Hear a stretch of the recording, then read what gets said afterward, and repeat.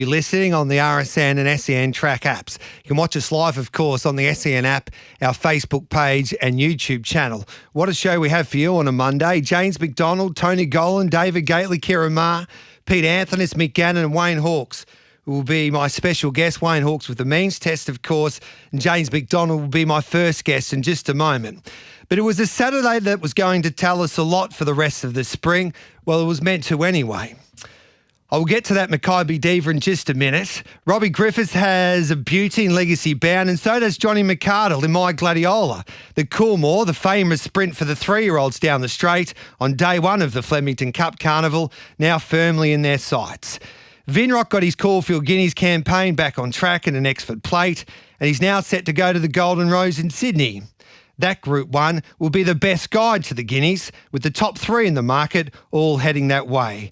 Vinrock will be joined by Autumn Boy, who was mighty in defeat in the Ming Dynasty, and Nepotism, who simply got too far back in a red-hot run to the Rose, which was won in spectacular fashion by Tempted. There's a strong argument to say Tempted was probably the best performed 2-year-old last season, but she's proved she's the yardstick this season, with the sprinting 3-year-olds, with a devastating first-up performance for her new trainer, Kira Marr.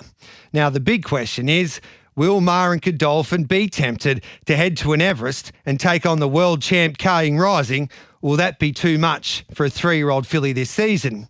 And as good as Tempted was, Autumn Glow was the horse I would like to own out of that Rosehill meeting. She looks something special, and the Epsom looks her race. She's now $1.90 with Bet365 for the famous mile handicap. If Knight's Choice can win a Melbourne Cup, surely Revelaro can. And talking about the Cup, Joseph O'Brien's star Stay Al Riffa is now the $7 favourite with Bet365 for the great race after destroying his rivals in last night's Irish St Ledger. What's he likely to get, Joseph? Sure, listen, I suppose he's going to get, probably, Jamie'd know better than me, but 59 kilos or yeah. 57 and a half. Yeah, we take that anyway. But listen, he's a classy horse. He's going to carry weight as a result. But he does have the right attributes. He settles well. He has a turn of foot, and obviously he stays. But it will be a huge ask now to carry the weight that he's going to have to carry, being a multiple Group 1 winner. But that's what racing is all about, and we feel like he has the right attributes. Hopefully we have a smooth preparation, and then the Melbourne Cup, obviously it's a special race, big field, you need a lot of luck, but we'd be happy with our horse, and hopefully we go there in a good shape. If Joseph is right, he will be the first horse to carry 59 and win a Cup since Rising Fast in 1954. Of course, the Cup weights are released Tuesday, and it's unlikely the English St Ledger winner Scandinavian heads to the Cup, but Aidan O'Brien and the Coolmore lads haven't completely shut the door, and if he does come, he will replace El Riffa as the horse to beat. But the story of the day was the running of the Group 1 Mackay Diva Stakes. I can't wait to hear your opinion on this, so send us a text 0499 736 736. Now, there's a couple of ways that you can look at this. First of all, if you didn't tip or back Mr. Brightside, then you're kicking yourself like me because you've overlooked the obvious. He was the likely leader with no speed. His record in the race is exceptional. His record at the trip, his first up effort to finish second in a fast run Memsey was excellent, and he's been trained to peak at a mile this prep, while his opposition are on a Cox Plate and some a Melbourne Cup path, and we're all first and second up. And it makes more sense when you read Chris Waller's quotes on Racing.com's website straight after the race, talking about his stars in Via Sistina and Aliana. And it read, "They went awesome, simply as that. They couldn't have run any better. I haven't seen the sectionals, but that's how it looked. Mr. Brightside is a great horse, and Craig Williams took the initiative in leading. You couldn't have expected my two to lead. I think they were ridden brilliantly, and they put on a bloody good show, and that's what people want to see. They are both stars. Eliana's next year's Via Sistina." It goes on. "I would have preferred a race like that than a tearaway leader. For us getting to our grand final, we're exactly on target. We don't need to change anything or adjust anything. The pressure of a 2,000 metre race will suit both of them. We got beat, but we came away knowing we're heading in the right direction for their grand finals." Tony Golan said something similar if you read the steward's report regarding Antino, and then it's hard to blame the jockeys because the only people they need to please is the connections they're riding for. And the stewards, of course, who asked the questions to McDonald and Shin and were satisfied with their explanations. And this is what Blake Shin had to say on racing.com yesterday. I had confidence in Antino's turn of foot. Like, he sat last in the Champions Mile and ran home in about 33. So the horse has got a turn of foot. But, he's only second up, and I felt if I give him a gut-busting run second up, he probably wasn't quite fit enough to ride him like a Toorak Handicap or a Doomben Cup when he was really rock-hard fit. So that was in the back of my mind. So to ride him hard and tough like that, you need to have hard racing. So you can understand their thinking, the Beat Brigade. They don't want to cook their horse second up when they have their grand finals in 2 starts time, of course, the WS Cox Plate. And the second way you can look at this is the sport can't accept a farcical run race like that in any class, let alone a Group 1 at Flemington at the start of the spring.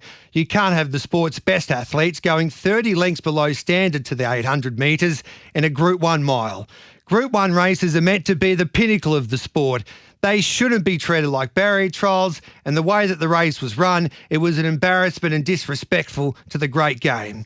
J-Mac had a rare shocker. Even his wonderful wife, Caitlin, said that on the Channel 7 coverage. It was a brain fade by the champ to decide to follow the outsider of the field. And Blake Shin, he took off in a Memsey when they were flying, but decided to do nothing when they were walking in a Maccabi Diva. Imagine watching your favourite sport on a big stage and the athletes delivered that.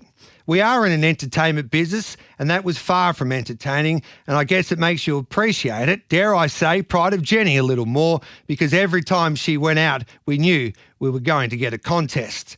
The race is now irrelevant from a form perspective because it was a 400-metre dash, and we learnt nothing. It proves we have too many Group 1s. Group 1 should be 4 grand final races. And if you lose a Group 1, it should mean something. It shouldn't be just another race. Now, whatever your opinion is on this year's Maccabi Diva, it's hard to argue Mr Brightside isn't a modern-day great. He will be a Hall of Famer, and he's a true warrior that makes this game so much better. 10 Group 1s, should be 11 if you count the All-Star Mile, and he's been placed in another 12 Group 1s. He's won off slow tempos, fast tempos, good, soft and heavy ground. He's a credit to the Hayes boys, Craig Williams, who rides him to perfection, and the team at Lindsay Park, especially his strapper Will Evans and track work rider Ross Wishart. He's the most underrated champion the sport has seen, that keeps on answering his critics in the best way possible. And while he might get disrespected by the punters and tipsters from time to time, he showed once again, if his opposition show him no respect like they did on Saturday, he'll make even the very best look second-rate. Still Mr Brightside with 150 metres to go. A good buffer. Mr Brightside is 2 lengths in front. It's going to be a famous hat-trick. 3 Maccabi Divas for Mr Brightside. And our first guest on Giddy Up this Monday morning is the champion hoop, James McDonald. Good morning to you, J-Mac. Morning, Gareth. Now, what happened there on Saturday? Did you have a brain fade in the Maccabi Diva or what? What happened? Can you explain to us, please? Must have just woken up now. I don't know. Must be having a little snooze. No, it didn't play out obviously that well, I suppose, for us in terms of the result. But yeah, it was a pedestrian run race. Mr B got it all his own way, and credit to him, he's such a good horse and a 10-time Group 1 winner. It's incredible what he's achieved. So we were chasing down a extremely good horse. Where did you expect to be? I didn't really know, to be fair. Obviously with her, she gets back in her races. She always has a bit of cover, but I was pretty open-minded. But she jumped okay. Mr B very good away from the stalls, and then we were away in second. She didn't really muster speed. She was a little bit awkward after 100 metres, and she just wasn't tacking up like I thought, so I elected to come back. And obviously in hindsight, you would have loved to see outside leader now, but yeah, that's all in rear vision mirror and stuff now. So is that what you would have done differently? Made sure you keep Mott on the fence, or was it a case that he was just pulling too hard that stayer and he needed to get off the fence for Jamie Mott? Oh, for sure. Hindsight, would love to have now, but yeah, well, it's all in revision. But Monty comes steaming up inside me, and I would have had to give my mare a bit of a squeeze to get up outside, and I was a bit reluctant to do that, as I've never done that in her whole career. But it would have been the right play to do it for sure in this sort of race. Yeah, were you expecting Blake Shin to make a move? What was your game plan, or were you thinking this is how it will be run in a way that you'll have to sit outside of Mr. Brightside and then try and grind him into the ground, sitting outside of him in the last 1,000 metres or so, and gradually pick up the speed? Yeah, obviously probably everyone was waiting for Blake, but in saying that, he did sit off him in a champion when Zara rode him and ran home pretty well. So, I would say out of the 6 runners, five of us probably would have done something different. But even Moddy on the stayer didn't really put much pace in it. No. So, no, everyone was affected apart from Brightside, which Best Ride won the race. How did she go, Via Sistina? Were you happy with her in the end? Yeah, she went pretty well under the circumstances. Like, she's not a sit and sprint type of mare. She gets better as the preparations get on, and she's got some lofty targets in mind. So 2 starts away. So we're not all going to be burning carrots now, but it's her obviously grand finals, the Cox Plate, and that's where hopefully she'll be setting that track alight again. Is that difficult?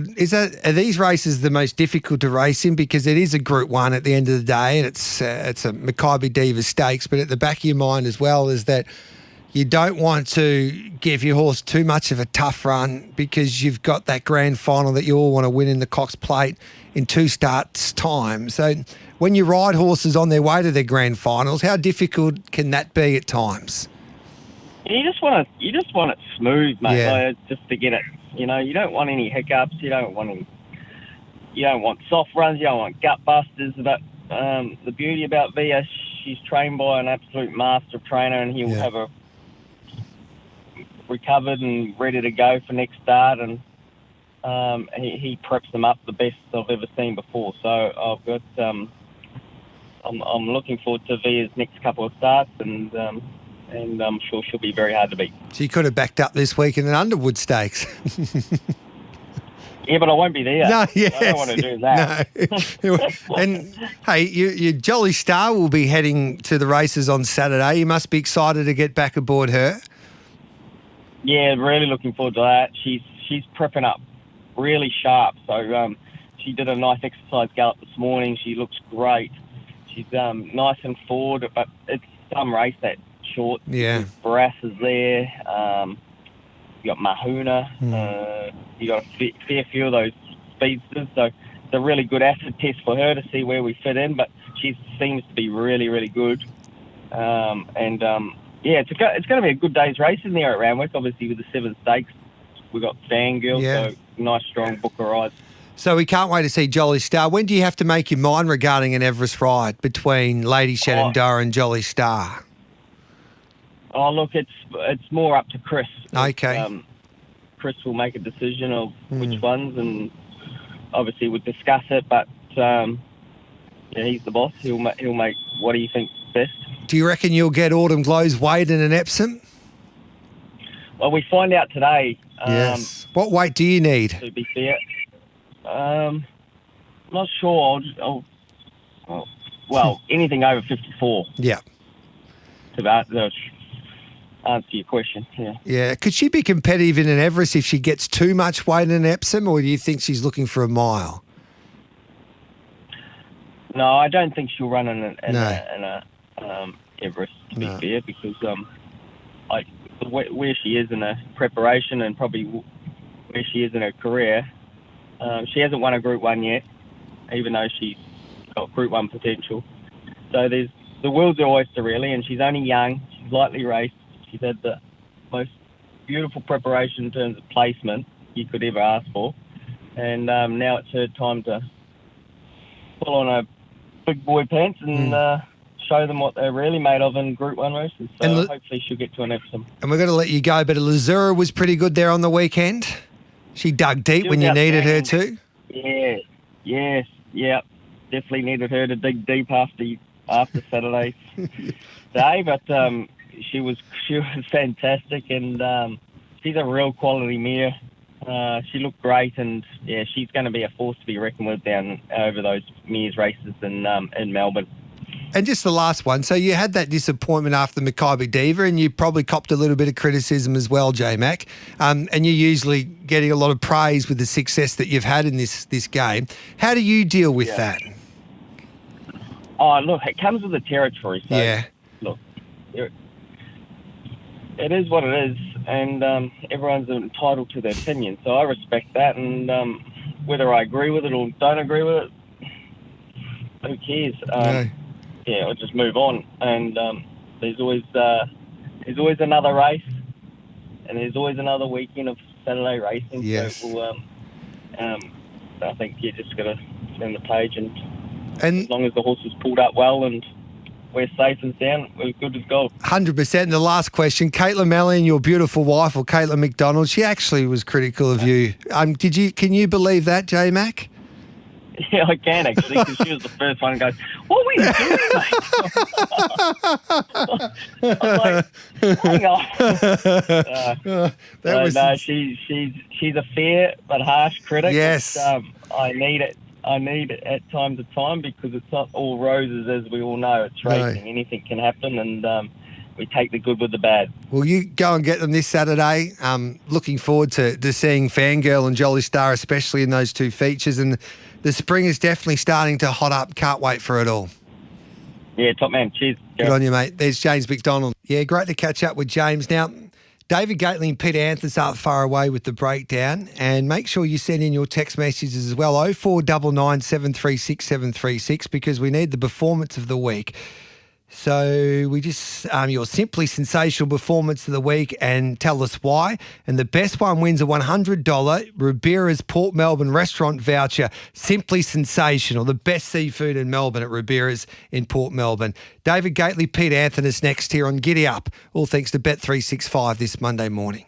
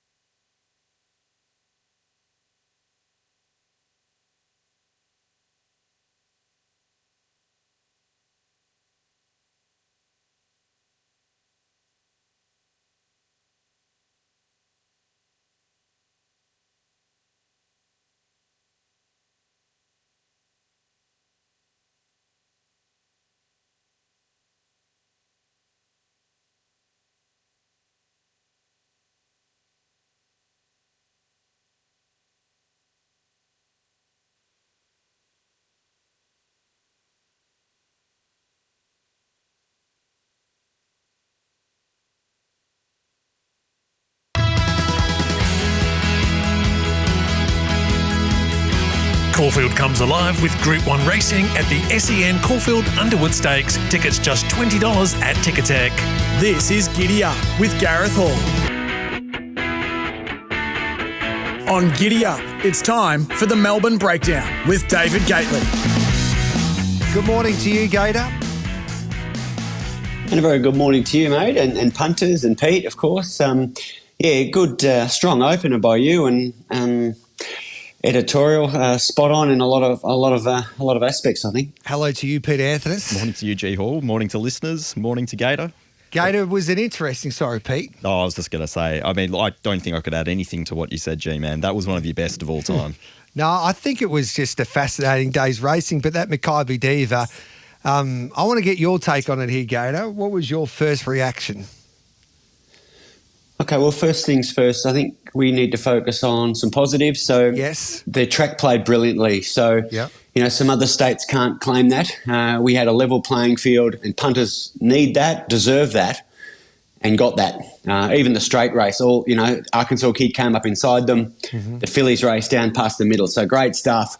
It's all punters ask for, right? We want a chance to win on the punt and enjoy the great game. The other aspect, and to tie in with your question, is we can't have participants in our sport, irrespective of whether it's a Group 1 or a benchmark 56, which I'm sure is coming on a Saturday, that aren't there to win the race. Mm. That's just an absolute no-no. So integrity is king in our sport, absolute king, and it has to be beyond reproach. And, you know, I think you're insulting our intelligence a little bit by telling us after the race that you're all happy with everything because you've got other targets. That's not what we want. Mm.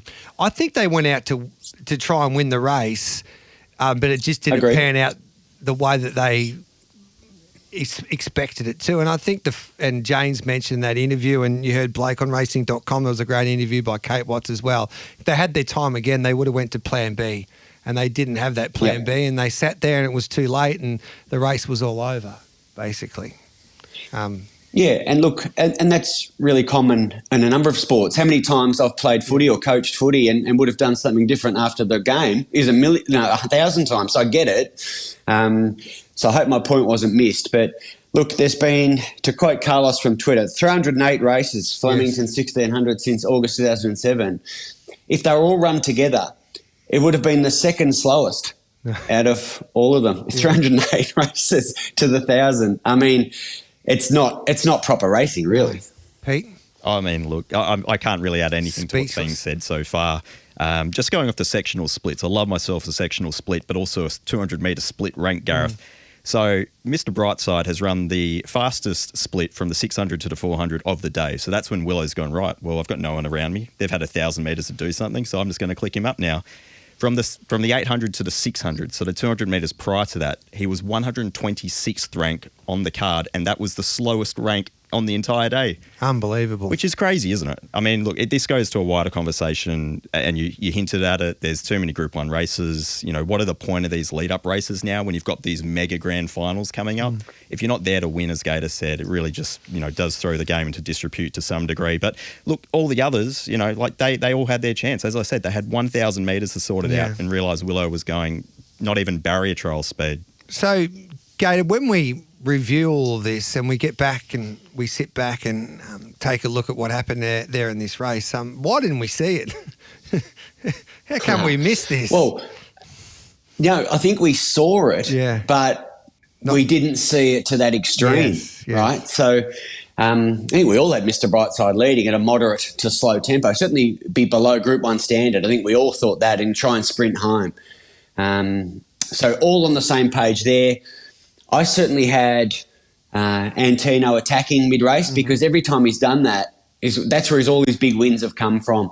And I heard Blake Shin's interview, and he speaks brilliantly, doesn't he? Yeah. One of the best riders I've seen. If we had our time again. But in his words, he doesn't want to give the horse a gutbuster into a grand final. So that gets back to the exact point we're all making. Yeah. From a form perspective, I heard you say irrelevant. I don't know if it's irrelevant, but Webster's dictionary would define it's not it's not 100% irrelevant. What I liked from Aliana was the fact she was out sprinted and then surged again late, held Via Sistina for second. So I think there's still some things to take out of the race, but it just can't be conclusive because, I mean, I can keep up with Kipchoge. Yes. You should have done that for that first K if you ever run against him there in that city. Was he in the Sydney Marathon recently? Was it? Yeah. I don't know if he raced. He would have been Damien Lane anyway. No, Laney's flying. So with all of that then, Gator, Via Sistina Aliana there is still on track for the Cox Plate. Mr. Brightside, he just does what he does. He turns up and makes the most of that opportunity. I want to ask you one question before I go to the news. Was this Antino's Group 1? Do you think this was his best chance of winning a Group 1 this prep? In 4 words, yes.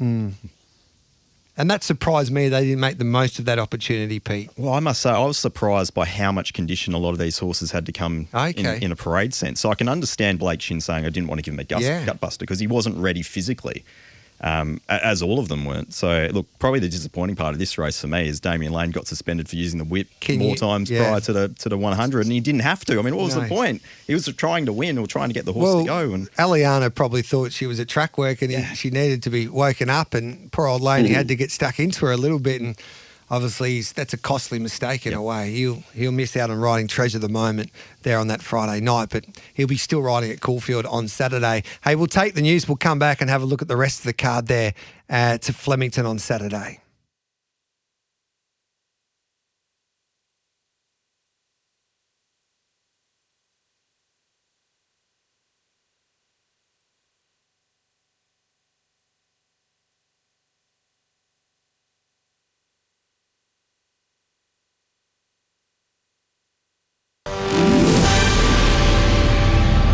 Powered by Signet, making SEN news this hour. Susan Lee struggling to cut through with voters. The latest news poll shows the opposition leader trailing Anthony Albanese 31 to 51% as preferred PM.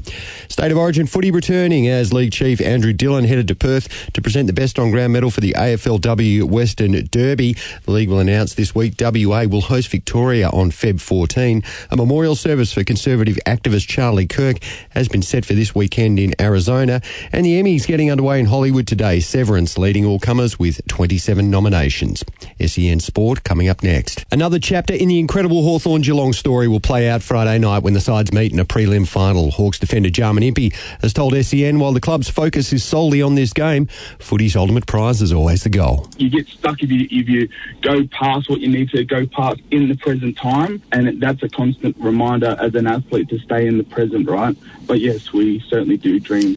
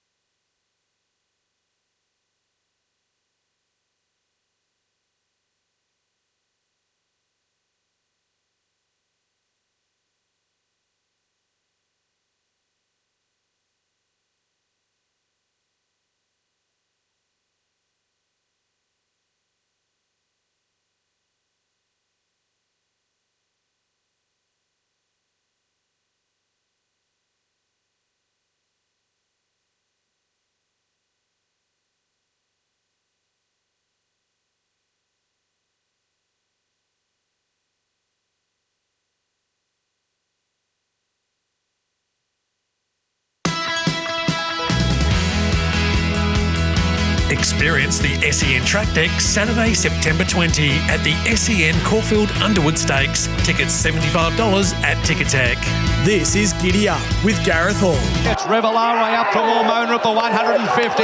Revelare draws a neck in front of Mormona. Revelare just in front and books a spot on the first Tuesday in November. Great to see Robert Hickmont Stayer in Revelare booking his place into a Melbourne Cup. It had so much interest now heading towards that first Tuesday in November. That's 11 starts, Gator, for 8 wins. And the question I posed to you, can he win a cup? Well, I liked your comment earlier that if Knight's Choice can win one, then why can't he? The problem with that is that not every year is going to be a Knight's Choice year. No. So inside track bias, a bit too strong late that horse in a huge field of forgive runs. So that's not a knock on the win. You're still got to be good enough to win, but things panned out really well, as they have to be when you're 1,000 to 1, I guess.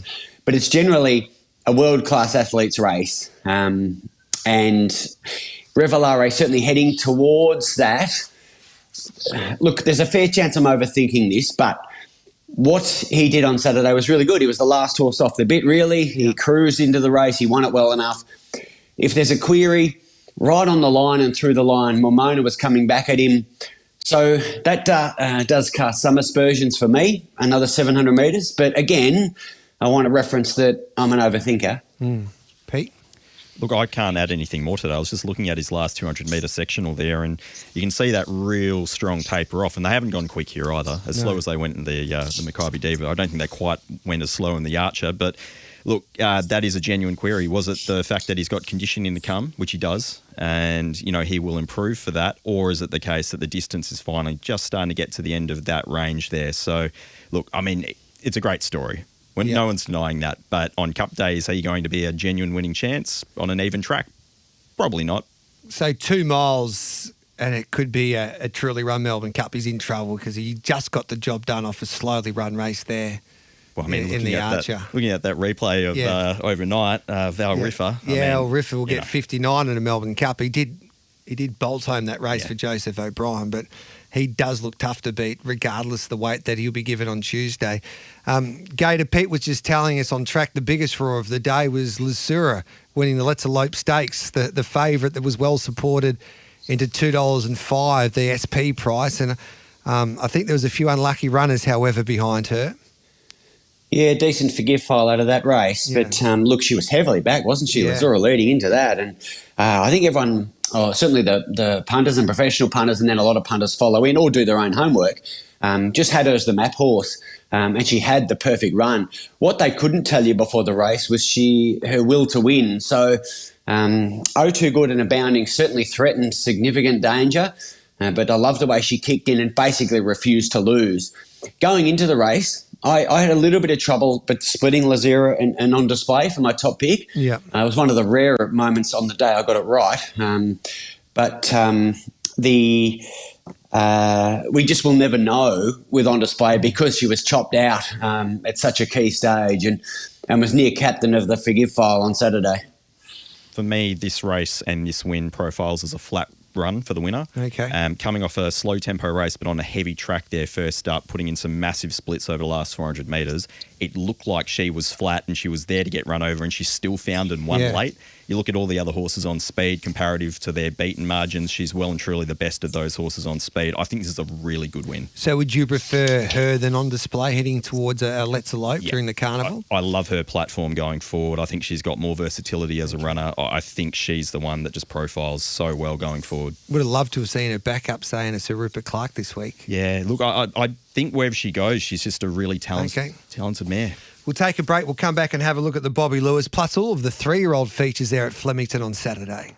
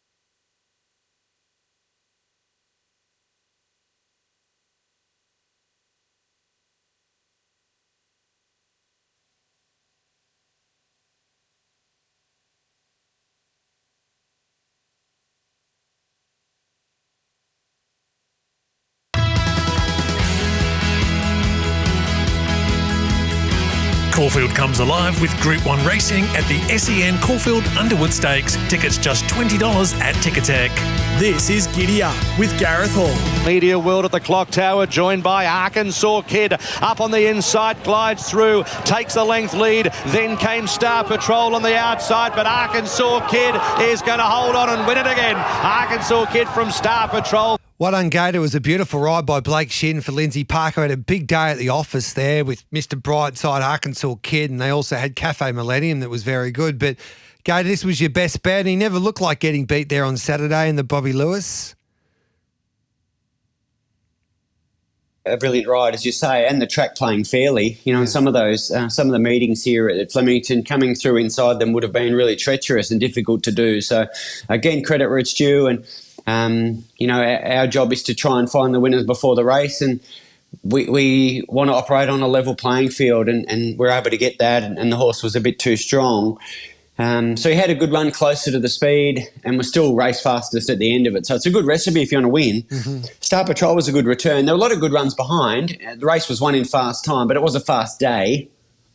Star Patrol, Clint McDonald nearly pulled off one of the great training performances there, Pete. Yeah, he's going well at the moment, isn't he, Clint? Look, I thought this was just a really nice race. It's probably going to be a good form reference going forward, just given the tempo. But the horse for me to follow is Royal Insignia. Got really warm late in the yard, just sweated right up. I was surprised how well that horse was able to finish off. I think he's only got improvement to come going forward. What'd you make of Cafe Millennium, Pete? Fantastic. That's a superb win. Yeah. He's a good horse. And Transatlantic was there to win as well, first up for Tony Golan. Yeah, absolutely. Again, this is a really nice platform for a lot of these horses going forward if they can catapult off some of these more genuine speeds. Who do you want to follow out of that race, Gator? Look, I think the first four were all really good. I was obviously Cafe Millennium relished that strong speed. Did have a fitness advantage and a significant weight advantage over second and third. So I think they're better horses than him, but... You know, he won the race on the day. Transatlantic was good chasing that strong speed. Just no match for the winner, 3 kilos more. Rise at Dawn chased that good speed. And I was pretty keen on Gerringong pre-race. And, yeah, look, she was set a fair task, wasn't she, working from the draw, running that sort of time early and then pushing the button a fair way from home. So I think, you know, I don't think she's Bazille Bay. She's a good horse, but... She was set a task, ran really well, I thought. Just back to the Bobby Lewis, can Arkansas Kid, because Shelley Hayes told us there on Friday that they're probably going to back him up into a Sir Rupert Clarke on Saturday. Can he win stepping up to a 1,400-metre Group 1 handicap race at Caulfield, Gator? I won't tip him in it, so yeah, he's a live chance. But no, 1,400 is I think, at that level is probably a bridge too far, but we're going to learn something either way. Yeah, I'd be leaning to the two shorter in the market, obviously of Angel Capital and Seppholz as well. I think they've just got a few more strings to their bow. Seppholz is on the verge of not getting a start. He's right. Is that right? He's right on the edge. So a few of those horses that raced on Saturday thinking about backing up. So it's going to be a nervous wait for the connections there with Seppholz. Hey, it's 8:48. We'll come back and have a look at the 3-year-olds plus your text messages here on Giddy Up's Monday Breakdown, looking back at Flemington on Saturday.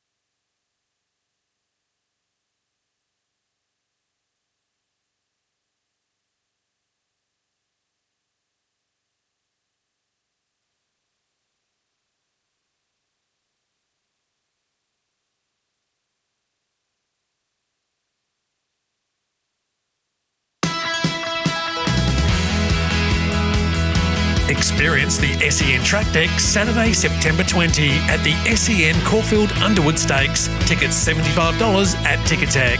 This is Giddy Up with Gareth Hall. Heels went for home, 2 lengths in front of Signature Scent chasing, then Blue Hotel. My Gladiola and Acacia out past the middle. Cavalry Girl approaching the 100. My Gladiola is really lifting. My Gladiola extends, Acacia coming at her, but it's the grey My Gladiola in front and one. My Gladiola from Acacia, Inkaruna late. I love this filly for Johnny McArdle, Gator. Looks like she's on track to head to a Coolmore at the end of her preparation for her grand final race this time around.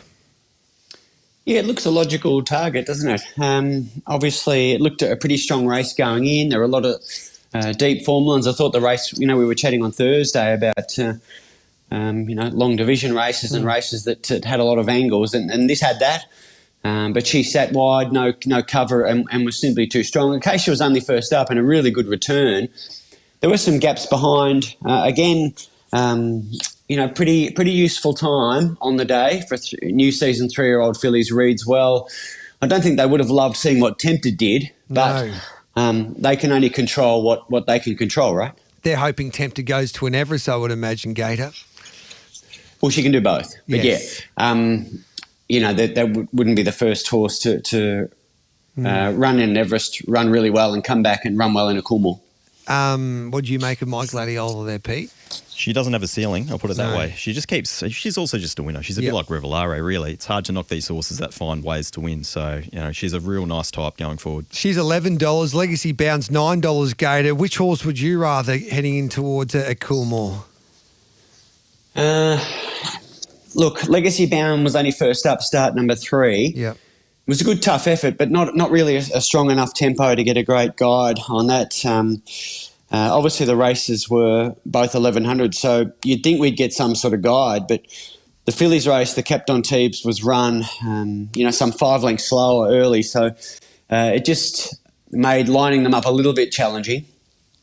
Pete? Yeah, I don't have much to add. I'm really sort of a bit lost at the moment with 3-year-olds going towards the Coolmore. I think we're going to see some nicer types coming down from Sydney. You love Vinrock from Caulfield, even though that everyone thought he might be slightly disappointing. Yeah. What did you make of him on Saturday? I'm all over this guy going forward. Every stardom is going to keep backing him. He's just such a nice colt, and there's no other way to put it. He was just much better than them on the weekend. Yeah. He's only going to get better. He's got fitness to come. He's going to be a real nice horse come Guinea's time. He goes to the Golden Rose next. It's going to be some race there, Gator. Yeah, it will be. It always is a terrific race, and this year will be no exception. I'm not as convinced as Pete yet. Yeah. He did give him weight, but he controlled the race. Runner-up was 3 wide, no cover, and still closed on him. And West of Swindon isn't, I don't think, an A-plusser. So, look, his size wins were good. His Sydney size win, he sort of fell in awful time. So, I'm not as convinced yet, but certainly massively respect Pete's opinion and the horse's upside. You think Autumn Boy's better? Oh, yeah. Yeah. Yep. Who wins the Golden Rose in your eyes there, Gator? Is it Tempted, or you think Woden if he draws a little better? I love these questions from you. Yeah, this is what the Thursday show's for. Yeah, I know. I'm just fascinated to get your thoughts on these 3-year-olds.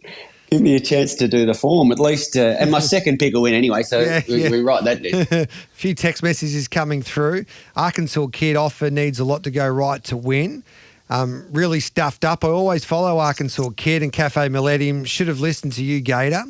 Regardless of what you do or how you do it, all you can do is win, and that's what Revelare does. Revelare, third up, 1,600, 2,000, and then to the 2,500. Lengths improvement to come. Here we go again with the overseas runners' hypes. There, Pete. Well, time will tell, I guess, with the overseas runners. Shoulda, woulda, coulda. Craig wrote it perfectly. Mr. B was there to win, as he is in every race. If the others weren't there to win, shame on them. The not wanting a gut-buster reason / excuse is void considering the sectionals through the first half of the race. It basically was over, Gator, after, 500 metres? Yeah, look, at least. I think that's all true. And look, I think that point's really salient from the listener that, look, I've never been a racehorse, but I can imagine most can sustain a 600-metre run and then recover well enough to run well next time. Mm-hmm. Any futures watch for you, Gator? Yeah, look, there were a couple of disappointments out of the weekend, weren't there? Yes. I know Barger Boy didn't have a lot of luck. New Look didn't race well, didn't go well. So more binning than the opposite. Revelaro was the exception to that. Momona's a good little second level horse. You know, he could run in a Melbourne Cup and run quite well midfield. But you know, second, what was it? 4th, 5th, 6th, 7th, all crossed the line together. Muktamil was beaten 4.6. It went to Sydney last week and was lapped. Yeah. Always a pleasure, Gator. It was interesting. Tempted was your run of the day, voted by your followers there on X in front of Mr. Brightside, who won a Group 1. So that was interesting. As always, good on you, Gator. Yeah, it was interesting. Always a pleasure, mate. Thanks. Pete, love your work. Horses to follow? Wonder Boy for me. Yes. White hot, market move late, horse very forward, keen to follow next start. Wonder Boy, named after you. Thanks for that, Pete. We'll take the news. It's 9 o'clock. Kira Marta join us next.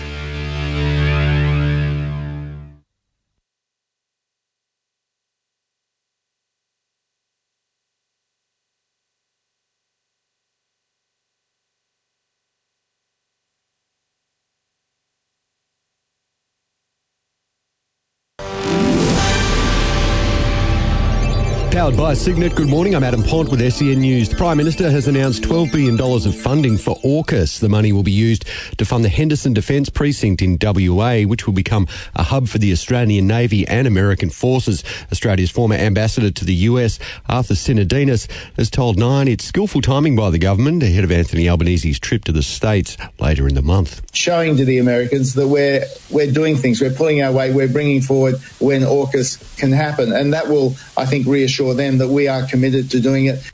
Opposition leader Susan Lee is failing to win over voters. According to the latest news poll, she trails Anthony Albanese 31 to 51% as preferred Prime Minister. Labor has also opened up a 16-point lead over the coalition on a two-party preferred basis. Well, the man arrested after the killing of conservative activist Charlie Kirk in Utah is not cooperating with authorities. The Utah government says the accused gunman, 22-year-old Tyler Robinson, remains in custody and has not confessed to investigators. The 31-year-old was shot dead at a university event last week in front of thousands. South Australia is rolling out AI in all its public schools from today. The chatbot known as EdChat will be used to grade students' work, draft reports for parents, as well as planning for excursions. It has already been trialled by 10,000 teenagers. And TV's Night of Nights getting underway in Hollywood with the Emmys on today. Severance leading the charge with 27 nominations. sen.com.au sport coming up next. An NFL update for Unibet. Gamble responsibly. The Lions have smashed the Bears 52-21. The Ravens 41-17 over the Browns. The 49ers just getting it done over the Saints by 5. And the Patriots too good for the Dolphins 33-27. And Sam Kerr has scored in her return for Chelsea. They beat Aston Villa 3-1.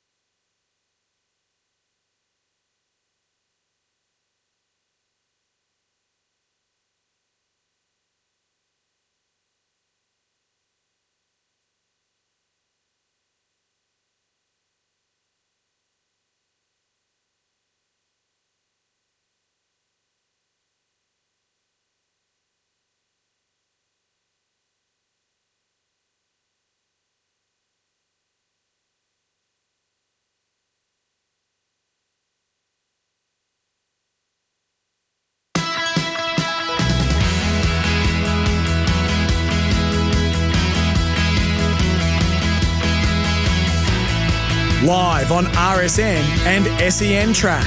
This is Giddy Up with Gareth Hall.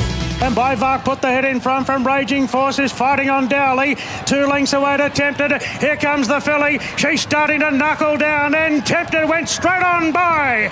And Tempted roars away. It's another Godolphin success in the Run to the Rose. There was whispers telling everybody that she was flying, and boy, I think exceeded expectations there with that effort on Saturday in the Run to the Rose. Tempted first up for the champion trainer Kira Maher, and I think Adam Hieronymus summed it up perfectly in the beaten jockey interviews on Sky Racing after the race. He rode Biwak, of course, and he looked the winner there for a second, the furlong, and he couldn't believe a horse could go past him that quick when they were running those times. And Kira Maher joins us now. Good morning to you, Kieran. Congratulations. Morning, Gareth. How special is she? Thank you very much. Well, yeah, she was a very good 2-year-old, and she's obviously come back very well. But everything just worked out perfectly. Brownie gave her a really good steer, ended up in a lovely spot. They went a decent clip, and he was just in behind the speed, and that just right where you wanted to be, and he peeled her out, and she let down very well. She's obviously come back, improved a little bit on what she's done as a 2-year-old, but she didn't. That's only natural. I think she had she was right up the top level as a 2-year-old, and she looks like she's come back really well. Mickey Gannon will join us shortly. I think his starter says she's definitely gone to a new level, and I remember talking to you about her about a month or so ago, and you said you're going to take your time with her. You only gave her the one trial before Saturday's race. So how much improvement in her? Yeah, well, she did have a jump out at Bong Bong. Okay. So she basically had 2. Yeah. She will improve naturally. She had a nice blow at Randwick, and then she did pull up pretty well on Saturday, but you would think she'll improve for the run for sure. Does she head to the 1,400 metres of the Group 1 Golden Rose next? It's certainly I would say it's one of the choices, and probably one of the main choices she has. But I'll talk to the team sort of later today. She seems to have pulled up well. She was straight back down to the farm, and seemed to have pulled up fine. So it's good to have options, but you would think the Rose is one of the likely chances for sure. I think everybody now wants to see her go to an Everest, Kieran. When will you make your mind up regarding that? Well, I suppose that, if she went to a Rose and, you can make up your mind after that. Yeah. I suppose the first thing, to do is to try and tick off a group 1. So whether that's next start in the Rose and if and how she goes, you can then make a decision on the next task. If Kaying Rising wasn't in that race, would that make your decision easier, or that doesn't really come into contention? Well, I think it's going to be a very strong addition, like with Kaying Rising and with other local horses as well. It's shaping up to be a pretty slick contest. So, but she's in really good order, and I'd say the first option is to try and tick off a Group 1. Yeah, this got everyone excited this morning when we were watching the Cranbourne trials. Pride of Jenny at the 300. Led them still by 6 lengths at the top of the straight. Further back in the field then was Dundonald. Strawberry Rock back to the inside, and then comes Observer, who's getting into its work down the outside. Pride of Jenny, though, is well clear at the 100, going very well in the jump out, and Pride of Jenny is going to ease down and win it by about 6 lengths on the line. She looked pretty good, Kieran. Did that give you enough confidence to send her to the races now? It does. She needed to show that, that she was, 1, had come on, and 2, And she has, she's made nice improvement over the last month, and you'd think she'd be ready to kick off now. So is that the Fan Stakes on Friday night, grand final eve, and a clash with Treasure the Moment? Yeah, Treasure the Moment looks like she's well, she was extremely good last prep, and it looks like she's even gotten better. So I'll have a chat to Tony and Lynn on the back of today, and we'll make a plan with her. I think everyone appreciated. Oh, well, we missed Jenny there on Saturday in the Maccabi Diva. I think everyone did miss her in the Maccabi Diva, that's for sure. Yeah. Wester Swindon was really good, I thought, there on Saturday at Flemington. And also, I love the performance of the horse that flashed out wide, Navy Pilot, behind Legacy Bound. Yeah, the colts were great, actually. Yeah. Navy Pilot, he grew up a lot when we sent him to Brisbane. Probably didn't get the desired result, but he really grew up over that process, and he was getting a little bit keen in his races, and he's just come back a better horse for that. He's more rounded, obviously prepped up well, and he surprised me a little bit how sharp he was, because I still don't know how he got beat. To the eye, he looked like he won, and then the photo said different. But the main thing is he's come back really well. So he too now has options, whether he stays in Melbourne and goes to a Guineas Prelude, or whether he goes back up the highway for a shot at the Golden Rose. Yep. And Wester Swindon, he was right back to form, which was great, and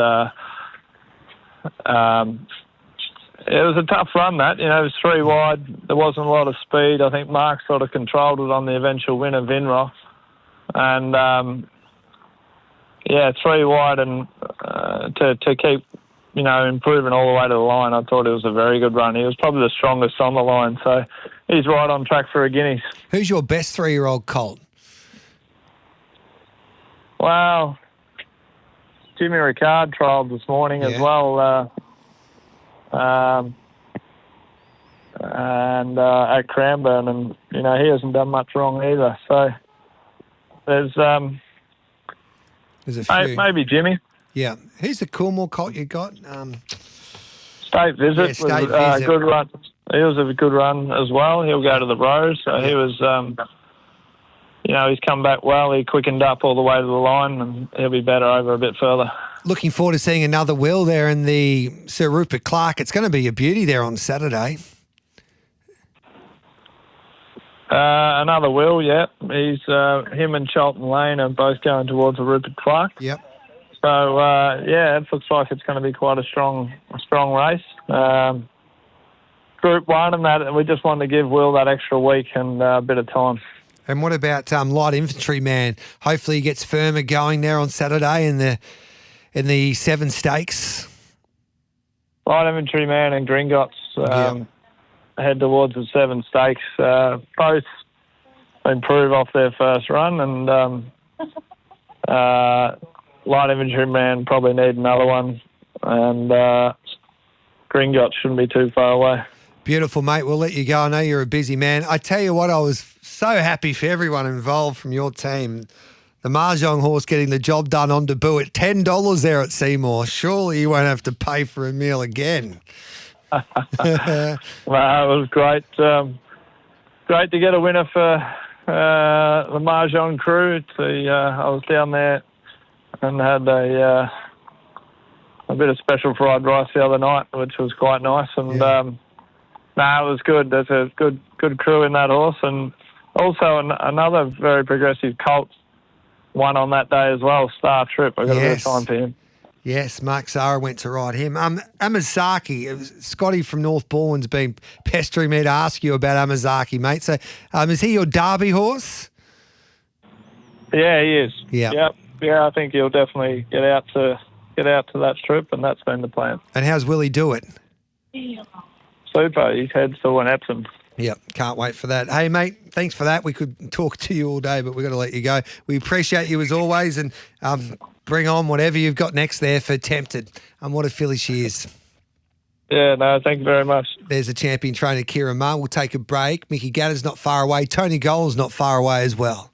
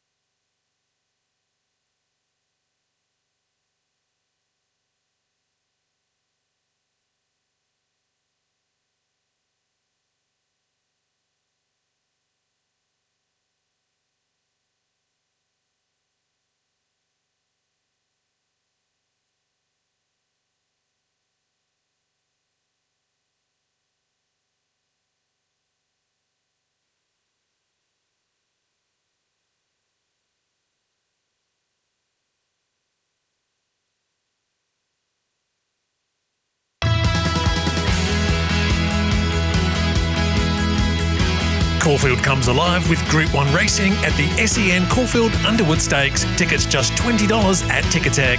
This is Giddy Up with Gareth Hall.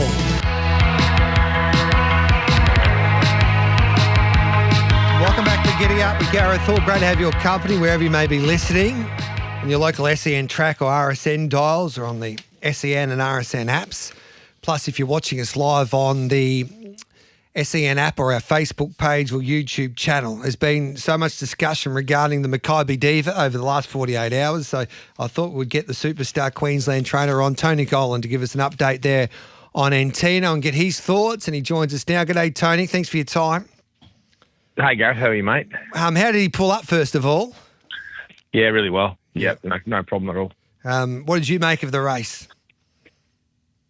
Oh, it was always a pretty funny race before it, wasn't it? Who was going to, sit where and do what? And I suppose obviously played out how it probably looked like it could do on paper, where they'd go quite slow. But we ended up following Via Sistina, and neither of us sort of made a move. And both horses have raced on well, but Mr. Brightside was just handed the easy sectionals in front. Yeah, you're on track there. You go to the Turnbull and then the Cox Plate with him? Yeah, that's most likely the way we'll go. I'll have a bit of a look at him later in the week, but that's been the plan all along. I don't see any reason to change it. Yeah. And then when do you think that he will be ready to when Blake can push the button, or is it just a wait and see and how each and every race regarding its setup is? It's pretty well each and every race how they sort of set up, really. Yeah. I mean, obviously people were waiting for us to make an early run there on Saturday. We probably felt that we didn't probably want to have to do that every single time we go around, particularly as they were going to start to do the sprint. So, I'd say going to the Turnbull depends on how the race shapes. Blake might make his earlier move there. His sectionals were still really good on the weekend. It was just impossible from the way how slow they went up front. I guess it's going to be easier for him when you get a horse like a Sir Delius in the race, when you probably guaranteed some pace up front. Well, they've been the races where he has made his earlier runs, when they have gone along at a good gallop, and then he's just letting blend into the race, as he saw fit. Not so much in a really slow, sit sprint style race. The Toorak Handicap was running a good gallop that day, and they only just backed the speed down as he made his move. And the Dooman Cup with Prod and Jenny was running a really good up tempo race as well. So, he's made those earlier moves, flowed into the race off races that are more genuinely run. I guess it's a difficult one. We had a chat to J-Mac at the top of the show, is that it's a case where you might win a Makybe Diva if you do take off early and you make that blistering move, but you could lose a Cox Plate at the same time.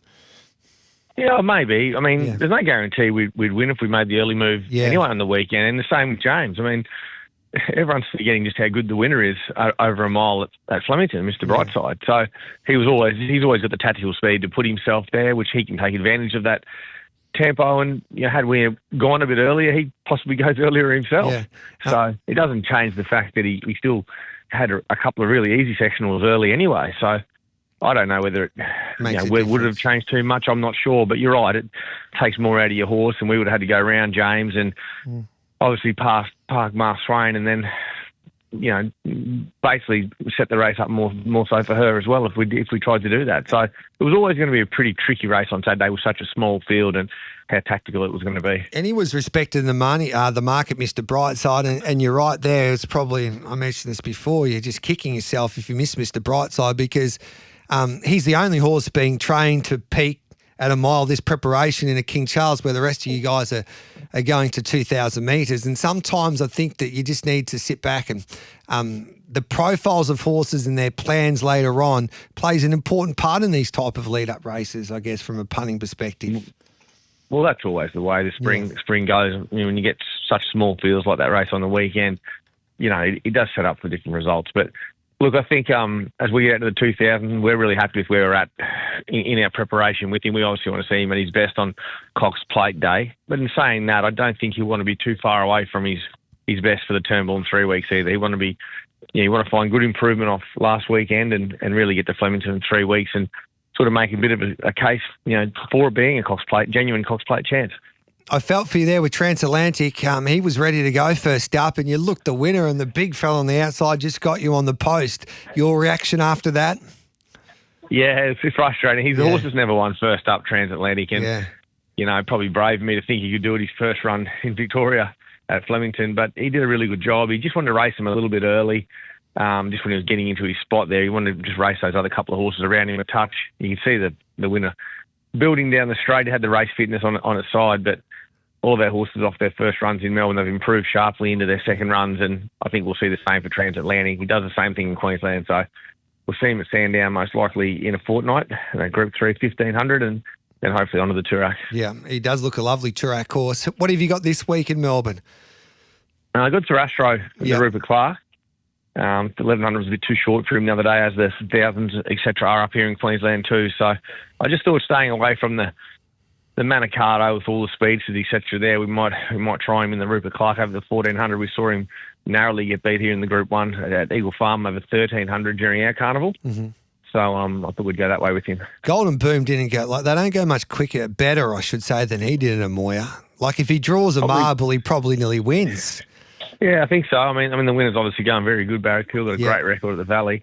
But it's probably his career PB the other day without placing, running fourth. Probably as good a run as he's done. And he's got 2 bits of interference. I mean, a lot of horses did in that race, but he was wide throughout, and he just can't draw a barrier. His 2 runs. So he'll wait for Caulfield now and run in the, I think it's Scalacci, the Group 2 over 1100, about 5 weeks between runs. His distance profile's, pretty around that 1,000, 1100, so we won't delve outside that. Racing's a great game. There was so much debate after that Makybe Diva, and it just makes, I reckon, the rest of the spring now, mate, even more intriguing as we head to a Turnbull Stakes and then on towards that Cox Plate, which will be one that I don't think anyone who's a racing fan can afford not to get there. And let's just hope it's as exciting as that bloody NRL game yesterday between are you a Bronco? Yeah, definitely. Yep. On the edge of our seat yesterday. I'm a Bronco guy, so hell of a game. It's the best game we've seen all year, so it was brilliant. It all looks well for a really good final series for the NRL. I can't believe poor old Canberra. Like they won it twice and then they lost it, and then Hunt kicks the golden goal. It was sport at its very, very best there, I reckon. Yeah, it was super. It was a super game of footy. So no, it's intriguing end of the footy season. Certainly going to be intriguing next 6 weeks in Melbourne with these horses during the carnival. Thanks for that update, mate. We appreciate your time here on Giddy Up as always. And well done with the treble too in Brisbane. We forget about that. Yeah, thanks, mate. We've got to keep them winners coming up here for sure. Just another lazy day at the office for T-Goal, and we don't even mention it. Thanks, mate. Thank you. Bye. We'll take a break. Mickey Gannon to join me next. And then Wayne Hawkes isn't far away with the Monday Means Test.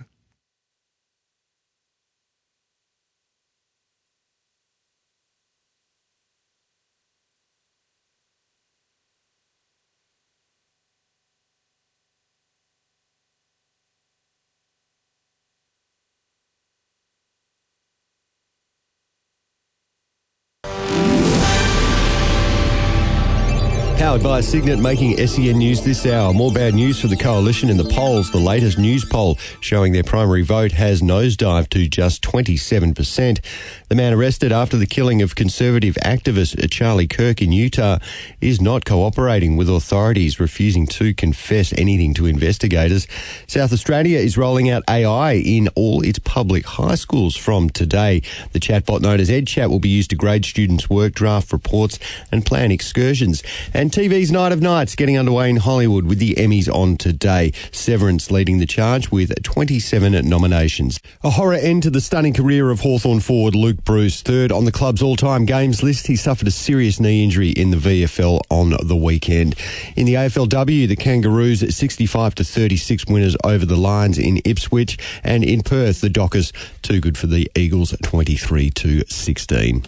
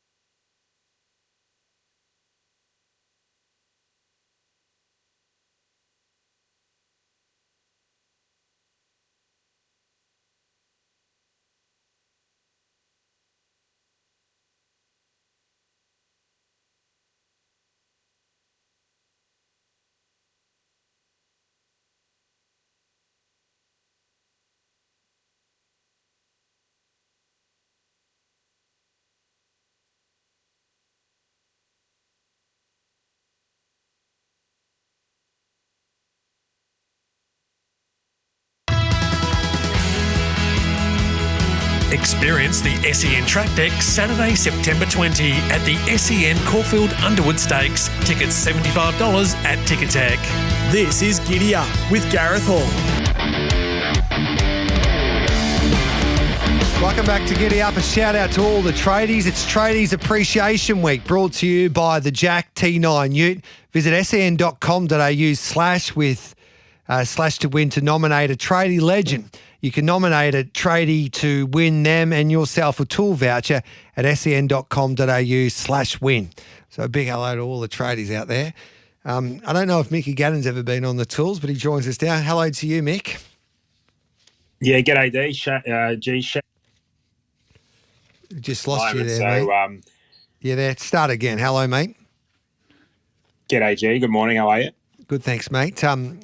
Yeah, have you ever had the tools? Been on the tools before? No, I haven't, but shout out to Ground Up Plumbing. They're downstairs working away at the moment, G. So give them a bit of a shout out. Maybe they'll take something off the invoice as well. Big day of racing there in Sydney on Saturday. First of all, how did you think that track played? Yeah, there's been some mixed opinions of the track, hasn't there? Yes. Richie Callender came out and suggested it played fair. Yeah. On that note, 5 of 10 winners rails in run. 10 of 10 winners were in the top 6 in the run. Lanes 1 to 6 all winners. Lanes 1 to 6 at the 200 metres. So you wouldn't want to be too far off them. There were a few horses that did make up ground across the day. Medella was good in the midway, but she's a group horse, so you'd expect her to be good. Wadton, Tempted, they're both Group 1 elite, and they were good from back. Cook Whalen was definitely the class horse in that race, was good from back, and Autumn Boy was good as well. But other than that, you wanted to be on speed, G. And for a race, for a day where we had 4 group races, I'd say the track was disappointing. I think Gator wanted to say that as well about Rose Hill, but he's such a nice bloke. He just mentioned how good Flemington was, and it was good just to be betting on a fair track there on the weekend. It's fair to say Gator's a nicer bloke than me. Yeah, yes. I wonder, Wayne Hawkes reckons he's going to come off the long run about that track, but I won't give too much away yet. The Ming Dynasty quality, Autumn Boy was beaten behind 60, who led and dictated terms, but Autumn Boy, can he win a Golden Rose? Yeah, he certainly can. It was a really good run. Is exceptional. First up, 400 metres to do that. Absolutely, he can win a Golden Rose. Look, they went fast. Well, 60s, good ride. We sort of zigged them. We should have zagged them. We're doing a bit of reflection as punters and form analysts. We had 60s going for a good collect, and we were very, very keen on him. He flopped. He's come out and run well. Rachel King, she's a star, got the best out of that horse, but Autumn Boy's clearly the horse to follow out of that race, G. And I think the question, and you would have spoken to Kieran, I missed the interview because I was sitting in the green room, but if Tempted turns up in a Golden Rose, it might all be over. Yep. But then we'll touch on her in a minute. There may be some queries about her running a strong 1,400 metres, so interesting to see where she goes. Well, Kieran's got to make his mind up regarding Tempted. He was giving nothing really away today. And I know Godolphin usually have their meetings. I don't know if it's changed now with James Cummings not at the helm, but they usually have their meetings Monday or Tuesday. I think he's leading towards that way, going to a Golden Rose, and then making a decision after that whether she goes to an Everest, to a Coolmore, or just concentrates on the Coolmore. Yeah, interesting, because she was first up of the one trial. Second up, he basically said that she did have a jump out at Bong Bong, so she was second. She had 2 trials, yeah. There we go. Gee, we would have loved to hear that. We should have had him on Thursday. Would have loved to hear that because that was the worry. But when there's money for Kieran Marr train horses late, especially in these big races, punters must take note, because she was backed as if she was unbeatable. Yep. The parade wasn't necessarily a telling point, because I don't think she paraded all that great. She looked good, but I think she carried on a little bit. So she's got a bit more improvement to come, but she's a star, G. I'd love to see her in Everest. She could be more than competitive. I thought Biwak was very good. Well done there. ESP to 750. You tipped him at a double-figure price on Thursday's or Friday's weekend preview. Skyhook was good, but I thought Woden's run was excellent as well from that gate. Yeah, Woden's run was really, really good from that gate, back wide on a day you just didn't want to be back and wide. So it was everything. Well, I wouldn't say everything went wrong. I think that was the plan. From what I heard from Chris on the radio, was to go back. So they took their medicine from the gate. They were wide and didn't pan out ideally. But yeah, Watson was fantastic. at this stage of his career, he's had a few flashing red lights on him, hasn't he? So we'd love to see him get out there and do it, but I'd say he's set the peak third up. Chris Waller, he can get them to peak third up, and I think we'll see the best version of Wadton there. Skyhook was good, held up at a vital stage, still pretty good to the line. I think fastest last 100 metres of the race there, so really good. And Nepotism, I think there's a lot more merit in that run than probably on what you probably saw on Saturday. Just sort of held up at the wrong time, didn't suit. So he's on track, but I'd say third up, Caulfield Guineas for him. Autumn Glow, she dominates a Theo Marks. She's unbeaten. She heads towards the Epsom. I think James McDonald's hoping that he gets her weight. She'll definitely go to the Epsom. She won't go to the Everest. There was some talk that maybe they'll go down that path if she gets too much weight in an Epsom, but she hasn't won a Group 1, so I can't see her getting too much weight in an Epsom. She could be something special, yeah. Fine line between getting enough weight for James on and getting too much weight that rules her out of the race. But I think she could carry 56 kilos win an Epsom. She's an absolute star. She's gone to a new level again, second up. I think she only improves third up. You wouldn't be taking the $1.90 that's on offer now, but she'll turn up and she should win that race with even luck. Gee, she's a star. She's the most progressive horse out of this race, out of this meeting for sure, probably out of the entire race day on Saturday. Can't wait to see what she can do for the rest of that preparation. I reckon she'll go to a Golden Eagle maybe after an Epsom, and then we'll get to see. May as well cash in. Yeah, 100%. Manal, I think a few of us were on her at Caulfield, and she just didn't finish off as well as we thought. Maybe she was in the wrong part of the track that day, but she trialled nicely before that, and she wins, defeating an unlucky Gangster Granny. Yeah, well, I think you got to show some signs of intent at certain times in races, and they went slow in that race, and simple as this, Tyler should have been more aggressive, considering how slow they went. So in a small field, Lilac was really disappointing. Go back and check through the Stewards report there. But yeah, Manal too good. But, in saying that, right place, right time, had the whole setup in her favour on the day. So not a race I'm overly keen to necessarily follow other than the winner. And you were at Flemington on Saturday as well. Horses to follow from there. What'd you make of that day? It was interesting enough. Well, there was a lot to be made about the Mr. Brightside going as slow as tempo. We did speak about it. We just didn't think they'd go as slow as they did. It is interesting. It's unsurprising that all the trainers are saying, the horses have come through the run well, of course, because you've jogged for the first, 1,000 metres. So we'd all come through that well if we went half pace early. Horses to follow. I think Whistler Swindon, I heard Gator say probably not up to Group 1. I think he does have a Group 1 in him at some stage. Okay. I think he's on the way up. He's a good horse. Vinrock, of course, will keep improving. But, yeah, Western Swindon in your black book for sure was really, really good late. Acacia for sure, probably just too wide on the day, although My Gladiola was drawn outside of it. Happy to follow Acacia. What was the horse on display back to the inside? Deary me. How far? Chuck her in your black book. And what about in Sydney, your black bookers? Black Bookers in Sydney, yeah. Look, I just thought we'd probably play real straight bat. Wadton, Cogualan, Medella. Yeah. Probably the three that I want to throw out there, G. Good on you, Mickey G. Have a great day. We'll catch up with you a little later on in the week. Thanks, mate. There's Mickey Gannon. It's Tradie Appreciation Week, brought to you by the Jack T9 Ute. So visit sen.com.au/win to nominate a tradie legend. You can nominate a tradie to win them and yourself a tool voucher at sen.com.au/win. Wayne Hawkes will be ready to go next for the Monday Means Test. This is Giddy Up on a Monday morning.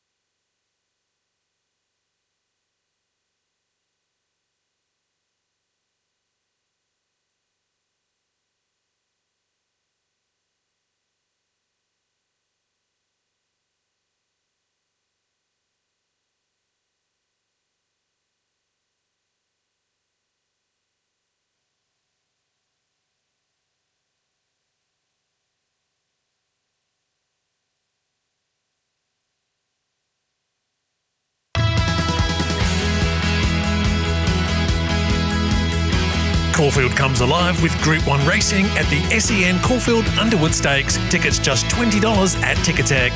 This is Giddy Up with Gareth Hall. The Monday Means Test with Wayne Hawkes and John O'Neill. Great to have your company on the Monday Means Test on this Monday, the 15th of September. Johnny O'Neill's still away, but Wayne Hawkes is in the studio ready to go. Hello to you, Wayne. Morning, Gareth. How are you? It was an interesting weekend. Yeah, it was highs and lows. There was certainly plenty of them, that's for sure.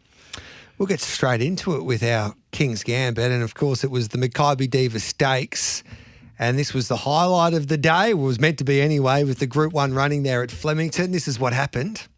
Still Mr. Brightside with 150 metres to go. A good buffer. Mr. Brightside is 2 lengths in front. It's going to be a famous hat trick. 3 Makybe Divas for Mr. Brightside. And this is Benny Hayes after the race as well. This is what he had to say about his champion. It worked out beautifully. It's 10 out of 10 ride. Tactically, he got an easy time early, and because he got such an easy time, they can't catch it. Champion like him, and to win 3 Makybe Divas is just special, and make it 10 Group 1s, and he's an amazing horse, and we're so lucky to have him. Full credit to Mr. Brightside and the team. What a horse he is. He wins a Group 1. This preparation, Wayne. No doubt. So I know where you're going. Now, I know you got a few oh-no's. You weren't, Yes, you weren't happy with a few rides there. You're unhappy with the track there at Rose Hill, but I thought I might kick off the oh-no's.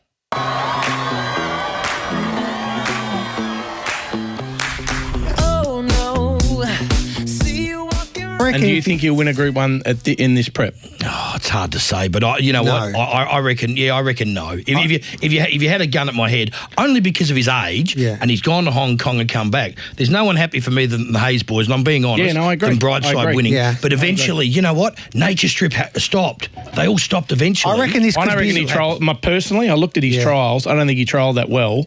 But JD seems to think that he's going very well. They're really happy. The old with him. horses always do, but they look after him. The young horses coming back. It's a good setup for him because another wheel can go forward, but Fangirl will be out the back. And so there you go. Egg on your face, Wayne. I was wrong. WRONG. I was wrong, thanks to J-Mac, J-Mott. Oh, you're going to blame others now, are you? No. The bottom line is, I was wrong. It's as simple as that. Yeah. This is an opinionated sport. Correct. And you can't always get it right. I could tell everybody because Garrett looked like the... Garrett. Is Garrett? Gareth, yeah. Oh, with an H. Close. I call you Garrett. Gar sometimes. Garrett. I walked in the studio in the ad break, and he just smirking like the cat that has stolen all the milk. So I knew it was coming, but it didn't matter. That was one of my oh-no's for myself because you know what, you can't always get it right. But I'm sure we're going to talk in depth. But you know what the bottom line is, as Ben Hayes said, 3 Makybe Divas in a row. Most horses don't win 3 races, let alone winning 3 Group 1s. But hang on a second, you've won the same race 3 years in a row. That is a phenomenal performance. And I heard you earlier this morning, and probably the truest thing you're going to say today is that Mr. Brightside is a champion, but he's an underrated champion, and he certainly has been that because he's the model of consistency and. He's the horse that we love. And then after the races, they had the music piped through. Yeah. The Mr. Brightside music was fantastic for him, but I was wrong.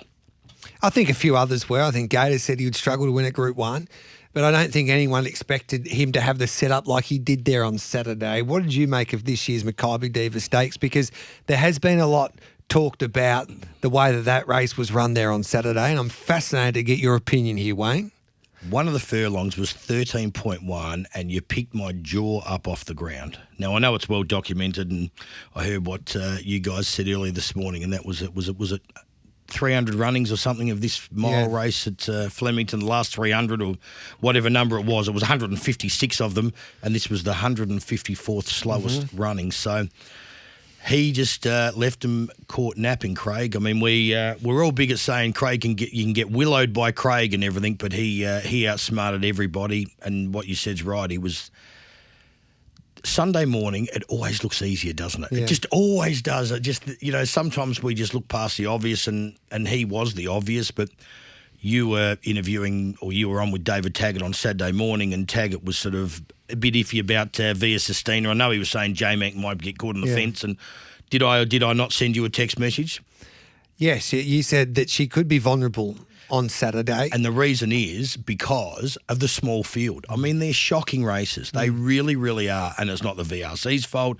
It's not anyone's fault. I mean, at acceptance time when it's a small field, they are the worst races to have a horse in. I'm sure they're the worst races to ride in because everyone can see what everyone's doing. And invariably, there's one or two pumpkin heads in the race. Well, there was about 4 of them in that race on Saturday. But it was what is it, the chicken or the egg? I mean, who was right, who was wrong? I mean, from an integrity point of view, don't even bother talking about the stewards because they don't suspend anybody. I'm serious. They don't suspend anybody for that sort of stuff. So it's a Do you think they should? Well, the bottom... if they went 30 lengths above standard to the 800 instead of 30 lengths below. Craig would be called in saying, please explain. But I mean, at the end of the day, I mean, if Pride of Jenny jumps, runs and races like that and she falls in a hole with 400 to go, should old mate be suspended for that incompetent ride? I mean, it's only not an incompetent ride when they win.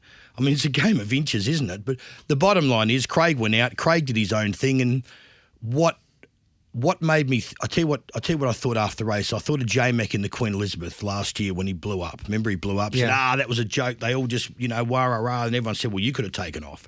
And the problem is no one wants to take off. No one wants to go forward. So are we at the pacemaker stage in these sort of races? I mean, that's why they have pacemakers in England for this exact reason, but so that the they're truer run races. Even the pacemakers, they nearly stuffed that up in the UK a couple of times. They did in the Sussex Stakes at Glorious Goodwood, and they nearly did it at York. But it's a horse race. I know. So the aspect to that, and you put your trainer's hat on. Yep.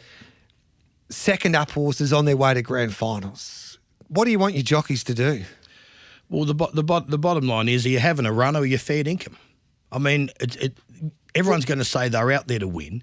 Everyone's going to say we're trying our best and everything like that. They're out there to win if the circumstances help them win, but they're not going to make their own luck, I guess.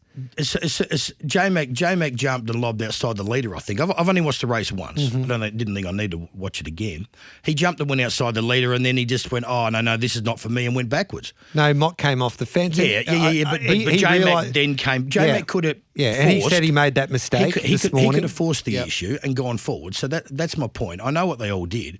Jamie Mott was on the staying horse. I mean, he buggered it up more than anybody, really. But at the end of the day, Jamie Mott's not under the pump because he's not on the $1.80 favourite. Do you feel for Blake Shin and in a way because everyone thought that he was going to take off, but he didn't want to give his horse a gut buster? Well, we did that first up. Yeah. I mean, how Blake Shin rode Antino on Saturday was how he should have ridden it first up. I agree. He should have just sat back and then gone whoosh. Saturday was a day that he should have gone around him and everything like that. But it's always easy after the race. But I'll say this to you: if that was an apprentice's race. Just a Saturday race at Flemington, it was apprentice's race. Half of them would still be in the steward's room now, wouldn't they? I mean, it was the great Dean Lester line, wasn't it? Why is it when D. Oliver gets caught three wide, he's unlucky, but when the apprentice does it, it's a shies. Well, they did get asked questions, Shin and McDonald. Oh, mate. No, it's a waste of time. No one's going to get suspended or anything like that for incompetency or making a mistake or whatever. I mean, I won't say who, but I texted an AFL coach and he texted me and said, had a bad day. I said it was a shocker. I said it was... you dropping names again, Wayne? No, I just said, and I didn't say which one. So the point is, it's like kicking 1 goal 5 in the first quarter and you should be 4 goals up. I mean, it happens. But the biggest problem is small fields do not generate pace. And every jockey can see what everyone's doing, and everyone is too busy worrying about each other than actually riding their own race, except for Craig. Chris Waller was quoted after the race saying he was happy with the way that the race was run. In a way, he was disappointed he lost, but he'd prefer a race like that than a tearaway leader. That was the most vulnerable. After I texted you on Saturday morning, I rang my dad and said, did I get it wrong? And hang on. I rang my dad and said, I reckon she's vulnerable. He said, absolutely she's vulnerable. She's never at her best second up. She wants 2,000. This is the day if she's going to get beat, she's going to get beat. And, I mean, I think it's because they're $1.80 and they're, they're Via Sistina. So you sort of look around all that sort of stuff, but they're animals. And she is a 2,000-metre horse and she's on song for her next race and everything like that. But I heard you when you said, is it a real Group 1 because it's not the grand final? Well, it might have been a grand final for Mr. Brightside. Might have been a grand final for Antino. It's not the grand final for Via Sistina, but it's a bit like having a horse running in a Caulfield Guineas That's its grand final, okay? Correct. But other horses run the Caulfield Guineas and go into a derby, so it's not their grand final. That's our debate. We'll have that after the 10 o'clock news. We're going to take a break, but it's interesting. There's a host of text messages coming through, and we'll read every one of those out. Yes, I've got about 20 seconds before a break. Did you I heard what you said off the cuff at 8 o'clock. You haven't gone back then, the King's Gambit again? It was quite good. Yeah. You should actually say it. I did. I know, but that was not on the means test. I got to take a break. We'll come back with plenty more next.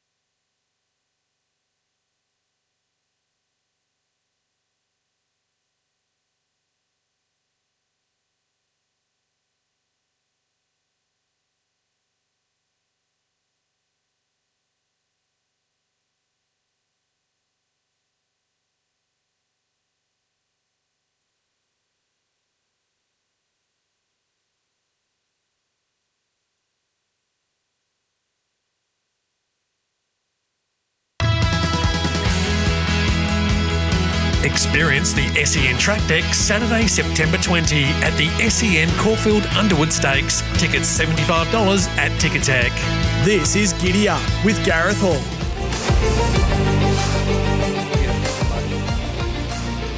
Welcome back to Giddy Up. The text messages are flying through, Wayne Hawkes. What are you laughing at? I was just getting an update what Caulfield might be doing with Saturday's race meeting because the preliminary final, of course. The what at the final? MCG. The what final? The prelim final. Preliminary. Preliminary, that's what I said, didn't I? No. 0499 736 736 to join our conversation. After the news, are we going to hear about what you really thought about the Maccabi Diva? You're the producer, so I'm asking you. Let's I'm take not the producer. Let's Louis take the producer. let's take the 10 o'clock news. This is the Monday means test on Can't Giddy Up. wait, Gareth Hall and Harden Wayne up, Hawkes with Hawley. you. Harden up, Hawley.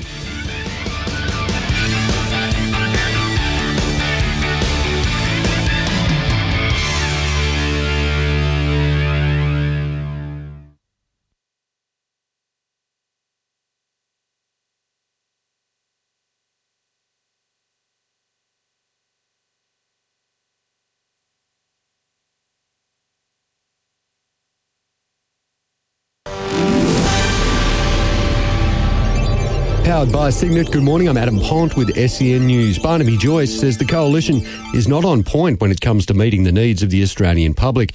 The opposition has recorded its worst news poll primary result ever, falling to just 27%. The Nationals MP telling Seven, Susan Lee and her team need to change their focus. Get a map of Australia and stick it on your fridge, and from that point on, just start worrying about them. Don't worry about climate conferences or worry about what's happening in the Middle East. Worry about immigration levels too high. Worry about the cost of living. Anthony Albanese and his deputy Richard Marles, meanwhile, are heading to Papua New Guinea today on the eve of celebrations for 50 years of independence.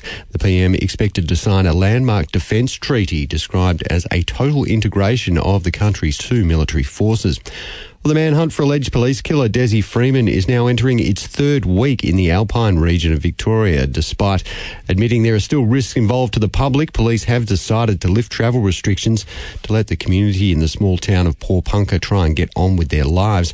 Two police officers were allegedly shot dead by the 56-year-old on August 26 while they were serving a warrant. From today, an AI chatbot will be rolled out in all South Australia's public high schools. EdChat has already been trialled by 10,000 teenagers since mid-2023 and will be used, among other things, to grade papers and assist with school reports. sen.com.au sport is coming up next. An NFL update for Unibet. Gamble responsibly. The Eagles have beaten the Chiefs 22-17. The Cardinals 27-22 over the Panthers. The Colts 29-28 in a thriller over the Broncos. And the Steelers went down to the Seahawks 17-31. And winners in the AFLW late yesterday. The Kangaroos over the Lions and the Dockers too good for the Eagles.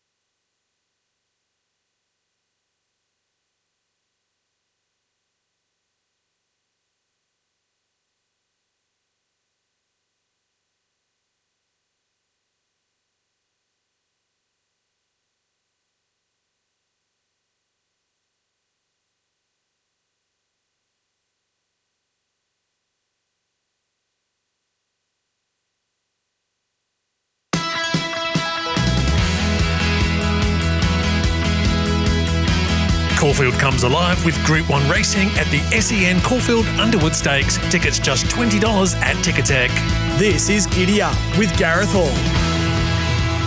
So you can understand their thinking, the Beat Brigade. They don't want to cook their horse second up when they have their grand finals in 2 starts time, of course, the WS Cox Plate.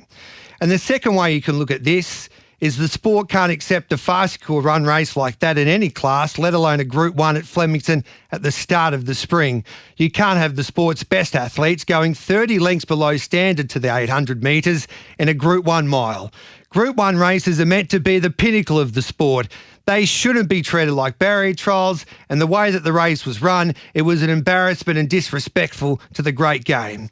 J-Mac had a rare shocker. Even his wonderful wife, Caitlin, said that on the Channel 7 coverage. It was a brain fade by the champ to decide to follow the outsider of the field. And Blake Shin, he took off in a Memsey when they were flying, but decided to do nothing when they were walking in a Maccabi Diva. Imagine watching your favourite sport on a big stage and the athletes delivered that.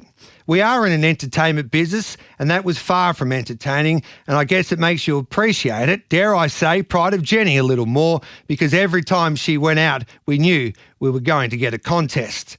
The race is now irrelevant from a form perspective because it was a 400-metre dash, and we learnt nothing. It proves we have too many Group 1s. Group 1 should be 4 grand final races. And if you lose a Group 1, it should mean something. It shouldn't be just another race.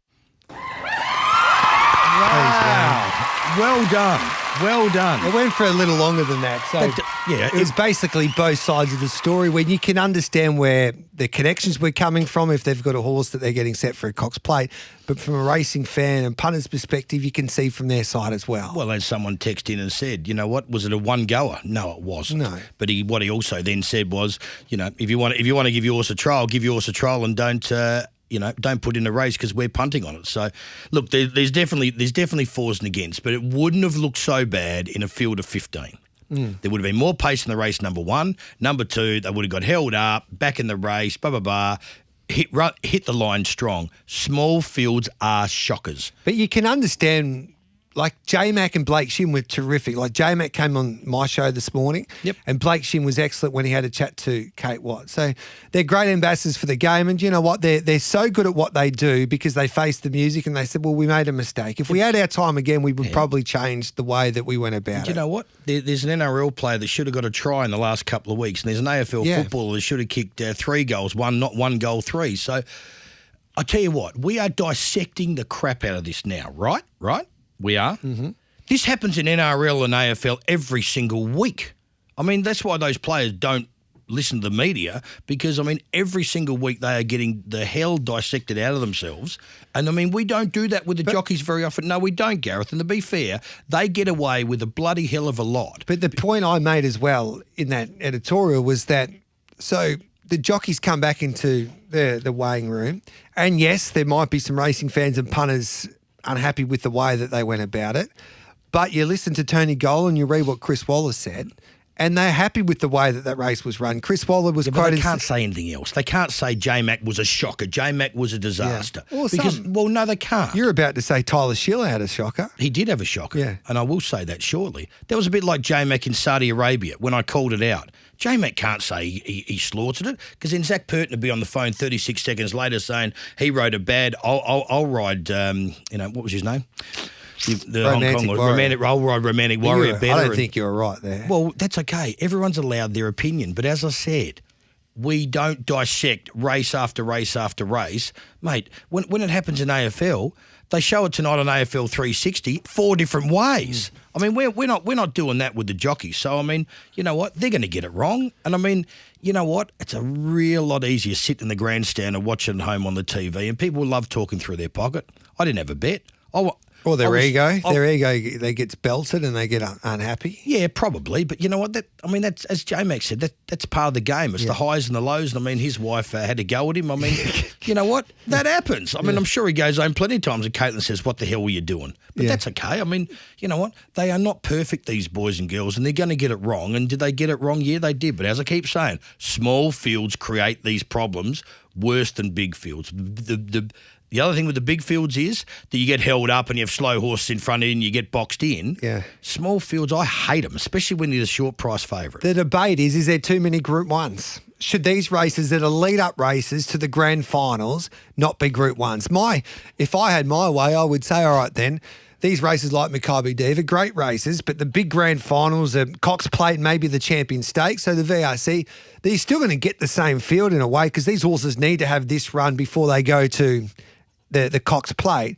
But cut back the prize money, put the prize money into the grand finals and have proper grand finals have grand finals with proper Group 1 races instead of these races that are just lead-up races at the end of the day. Well, they lead up for some, but this might be Mr. Brightside, one of his grand. They might have had him screwed down, ready to go, and King Charles is not an afterthought. But let's say that it's down the track and mightn't be their exact race.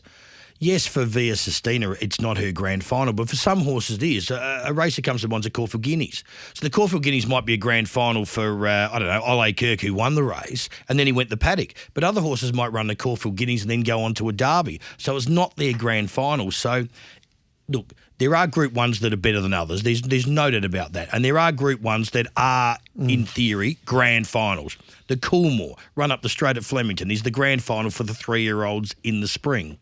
But, so I understand what you're saying, but at the end of the day, there probably are too many Group 1s. There's probably too many of everything. I mean, it's all out of kilter now because we're not meeting with the Racing Pattern Committee. Is there too many Group 1s? Yeah, I reckon there is, but this is another one like stewards, what I said before about the stewards. You're not going to be able to change it because breeders race 50% of the horses now, and so they are not going to change it because it's all about the black type. Mate, there's listed races, fair dinkum. I mean, they're shocking races. They are not, shocking's wrong. So they're not great races. Yes. They're just an ordinary off-season Saturday race, and they've got LR next to it, and someone's excited because they win a listed race. They're pretty ordinary. So the question I posed to you then, and we said a little bit in the lead up to the Everest. So what's your expectations with Briasa there on Saturday? So what's the goal? Is it to win the race? Is it to give him a good, comfortable experience first up? $1 million race. There's every reason that you want to be winning that race. There's no doubt about that. So if you draw wide, you go forward. Well, we drew wide in the Galaxy and we had to go back and take our medicine. I mean, when Wednesday at 10:30, you know whether you're in or you're out. Let's be blunt about it. I keep going on and on and on about it, but barrier draws cost you races week in and week out. And if you keep sticking to the inside barriers and the good barriers, and you don't back the horse that draw the bad barriers, you'll come out way ahead. So at 10:30 on Wednesday morning, you will know whether you're in the game or whether you're out of the game. And that's even before track bias and all that stuff comes in it. But just purely from a barrier point of view, some races it doesn't matter. Some horses it doesn't matter. Chautauqua, wouldn't matter what barrier he drew. He drew 1 or 27. It makes no difference to him. But some horses can be 3 lengths closer. If they draw barrier 5 and they draw 12, they've got to go back.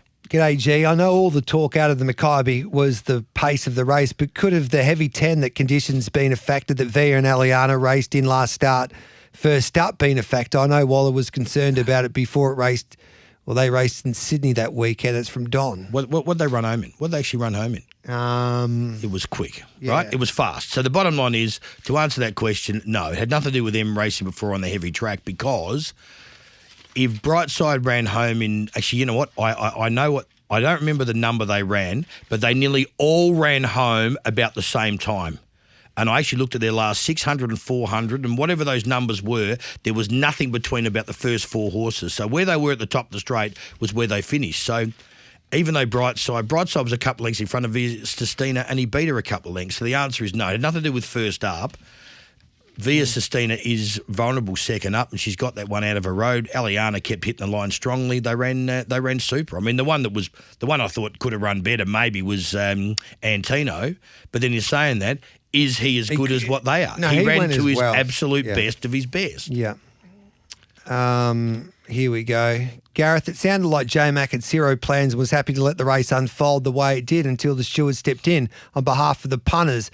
Then this will continue to happen. It's totally unacceptable and makes a mockery of the sport. Stewards won't step in as they won't want to offend J-Mac or Chris Waller. I don't know about that. Wayne?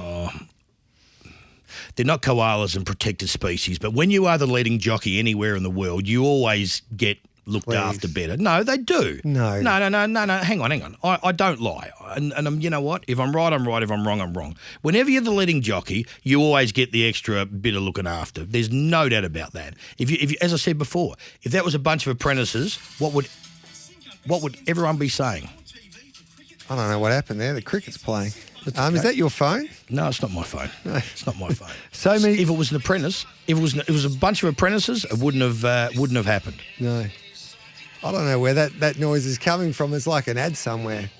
There we go. We've got gremlins in the system. Hey, we might take a break. We'll come back with plenty more straight after this.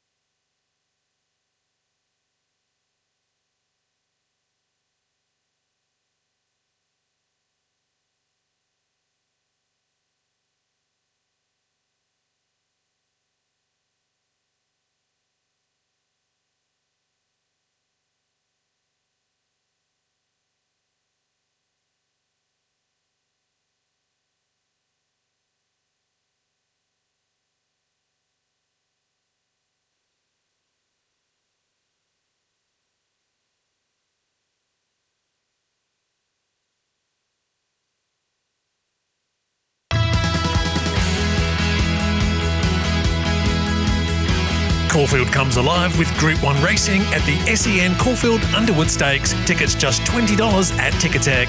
This is Giddy Up with Gareth Hall. And Bivark put the head in front from Raging Forces, fighting on Dowley. 2 lengths away to Tempted. Here comes the filly. She's starting to knuckle down, and Tempted went straight on by. And Tempted roars away. It's another Godolphin success in the Run to the Rose. So Tempted was superb first up for Kira Ma, the Godolphin filly. And the big question is now the dilemma for Kira Ma and Godolphin, Wayne. Do they go to a Everest after a Run to the Rose? No, it's good. Or a Golden Rose, I should say. It's a good position to be in, isn't it? You know, whether they think she's going to be a 1,200-metre horse or whether they want to stretch it to 14. So it won't be. I would probably think leave it at 1,200, but you know what? I'm not training her, so they'll work it out. It's an interesting setup now towards the Everest. There's only 4 horses or 5 horses that have guaranteed a slot in the great race. Jolly Star takes on Briasa this Saturday. Both those horses have got slots, and of course, Private Harry goes around in that race there at Randwick on Saturday. So it'll be interesting to see the depth of this year's Everest. Yeah, no doubt. It's going to be a strong race. But you know what? Tempted doesn't have to run in that either. Tempted could come down to Melbourne and run up the straight in the Danehill and then go on to the Coolmore as well. So they got plenty of options. Winners are grinners, and she was the best 2-year-old filly of last season. She nearly won a Blue Diamond and nearly won a Golden Slipper. If she had won a Diamond, had won a Slipper, you'd be going, well, she was $1.40 chance, and on Saturday, and that's how she won, like $1.40 pop. So I don't think it was any real surprises about her doing that. But I'll tell you one thing, and here's a mate of mine, but it's quite annoying how everyone's going, the greatest gear changes, Jay Cummings off and the new trainer on. As I said last week, I mean, if you were training those horses, you'd have them jammed up first up to run to make yourself look impressive for Godolphin, and I'm sure that's what people are doing. That's what I would. That's exactly what I would do. 12 months' time, I think you can. If James was winning with these horses, right, and Tempted one on Saturday, and he was standing there in Sydney on Saturday, nothing would be. No, yeah, 100%. So, and I said, she was the best 2-year-old filly of the year last season. She was the best 2-year-old filly. 100% she Maybe the best 2-year-old. Well, she probably nearly could have been the best 2-year-old. What about the other 3-year-olds that competed there on Saturday from a Caulfield Guineas perspective? Nepotism, Autumn Boy and Vinrock all went around. Woden. Yeah, Woden was there. I don't know if he goes to a Coolmore or Vinrock, I'm not sure. Yeah, but what about Nepotism first of all? He got a long way back. Well, he got a long way back, and I mean, we'll talk about the track shortly, but he had no chance the way that the track was racing. The better horses defy track bias. There's no doubt about that. It's as simple as that. But if you like Woden's run, well, then you have to like Nepotism's run, don't you? It's as simple as that. I mean, Tyler got caught up and should have gone up the inside, and he ran fine. It was always going to be one of those muddly races, and there was always going to be a couple of them because it's 1,200 metres, and some of these horses are looking for much further. So Woden ran fantastic. Nepotism ran fine. There was plenty. Vinrock jump. Look at him 2 weeks ago at Caulfield. Everyone went, hang on a minute, but different ball game. You're at the 1,400, and then you're jumping outside the leader, and you're doing what you're doing. Wester Swindon ran super. He ran enormous. Someone the text message said, "Can he win a Caulfield Guineas?" Absolutely, he can. He was our Caulfield Guineas horse from Wester Swindon from 12 months ago. I mean, we thought he was. We told the owners he was a Caulfield Guineas horse, and that's what he was. So, can he win the Caulfield Guineas? Absolutely, he can. And he ran out of his skin. He had no luck yet again. He has no luck, that horse. Can Nepotism jump on speed, say if you need to do that in a Caulfield Guineas if he draws well? Well, he didn't in the mile when he got so far back the other day, and that's his model. That's how he races. So you try and overdo it, and you try and overcomplicate it, and you draw an inside gate, and you dig them up too much. It can be a bit of a kiss of death by doing that. Sometimes you just need to let them get to where they are happy and comfortable in the run. But that's where an inside barrier does help you because you won't be so far back. But I thought he ran credible. It was always going to be his most vulnerable race. And to be totally honest, next start sorts him out whether he's come back or not, because that was not a great guide for Nepotism. But I'm glad the 3-year-olds have come back, because plenty of people last season said, they weren't that good and they were only average and rah-rah. And you know what? Some years, I think I've said it before, some years are better than others. If you look at Ole Kirk and you look at All Too Hard, All Too Hard was a much, much better horse than what Ole Kirk was, and they both were very, very similar. They both ended up winning at Caulfield Guineas. Some years you don't have to be the exception to actually win. It's as simple as that. Let's talk about the Melbourne Cup, because the market changed quite considerably over the weekend. Won't it change every week, though? It will a little bit, but I think we'll have the favourite now for the remainder of the race. That's if he can get here safe and sound. But this is what happened. I want to talk about Revelare because I think it's a great story. But before Revelare, let's have a chat about El Riffa, who did this in the Irish St. Ledger at the Curragh last night. Amalok and Ross Ryan challenged hard by Al Riffa and Dylan Brown McMonigal, who lead in the closing stages. It is Al Riffa putting the St. Ledger to bed. Al Riffa for Dylan Brown McMonigal and Joseph O'Brien. He bowled it home, and this is Joseph O'Brien after the race talking to the local media. And he was basically asked the question about what weight he would get in a Melbourne Cup, or what weight Joseph expects him to get on Tuesday. What's he likely to get, Joseph? Sure, listen, I suppose he's going to get probably, Jamie'd know better than me, but 59 kilos or yeah. 57 and a half. Yeah, we take that anyway. But listen, he's a classy horse. He's going to carry weight as a result. But he does have the right attributes. He settles well. He has a turn of foot, and obviously he stays. But it will be a huge ask now to carry the weight that he's going to have to carry, being a multiple Group 1 winner. But that's what racing is all about, and we feel like he has the right attributes. Hopefully we have a smooth preparation, and then the Melbourne Cup, obviously it's a special race, big field, you need a lot of luck, but we'd be happy with our horse, and hopefully we go there in a good shape. The horse is now owned by Australian Bloodstock. Jamie Lovett was the man next to Joseph O'Brien in that interview. Both Joseph and Australian Bloodstock know how to win a Melbourne Cup. He's into $7 now with Bet365, El Riffa, to win the Cup, because we know he's coming.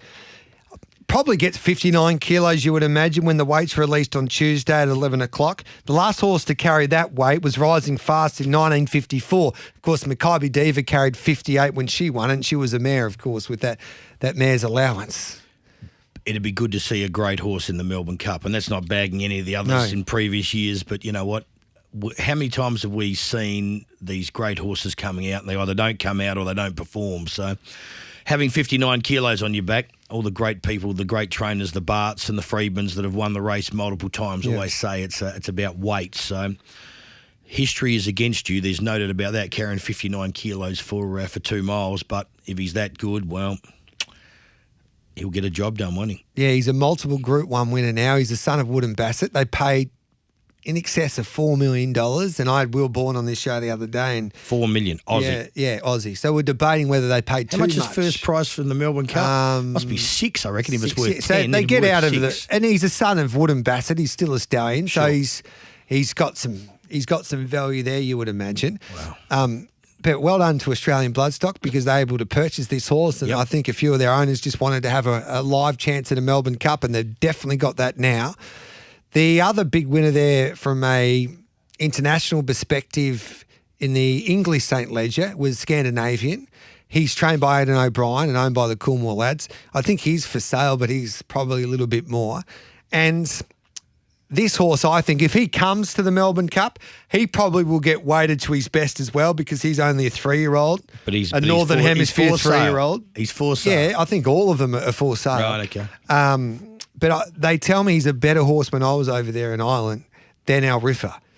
But weight does stop good horses in Melbourne Cups. But what also happens... The great Vinnie Rowe couldn't win a cup. Cup. What also happens too, I think Oscar Schindler was the best performed horse to come out for a Melbourne Cup, and he punctured. So sometimes it's not about having the best horse, it's about having the best horse that acclimatises from the European point of view. Kevin Prendergast trained Oscar Schindler. His daughter married a Birchip boy where I was from. And wonder where you were going. Yeah, where's Birchip? Birchip's in the Mallee, and she ended up babysitting me. Where's the Mallee for people? Where's the Mallee for people not from Victoria? It's 4 hours away from Melbourne, right in the centre of Victoria. No, it's not. It's 4 hours away from anywhere. No. What are you talking about? Home of the Mallee Bull. But in saying that, I remember Brian Martin's famous race call. There was no Oscar in Melbourne town after the race.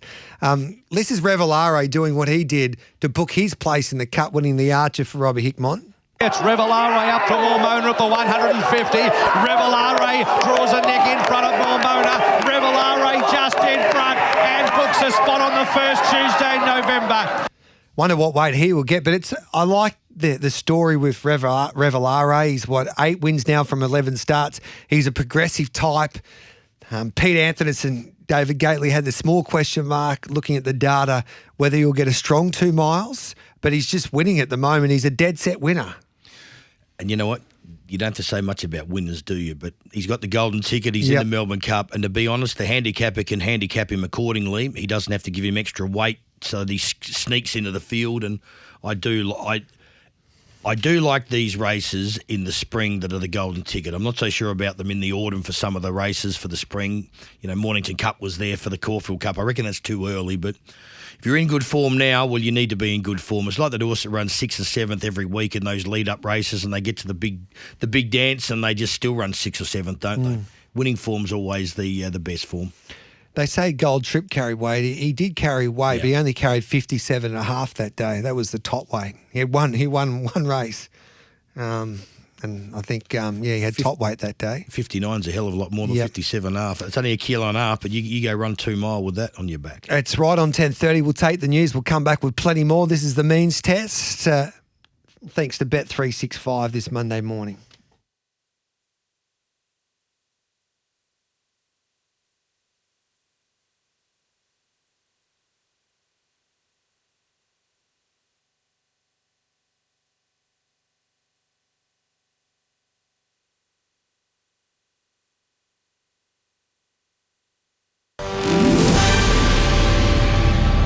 Powered by Signet, making SEN news this hour. The Coalition having another poor showing in the latest polls. The Resolve Monitor showing their primary vote has fallen from 29 to 27%. The manhunt for alleged police killer Desi Freeman is now entering its 3rd week in the Alpine region of Victoria. Despite admitting there are still risks involved, police have decided to lift travel restrictions to let the community get on with their lives. From today, an AI chatbot will be rolled out in all South Australian public high schools to help with grading papers and assisting at school reports.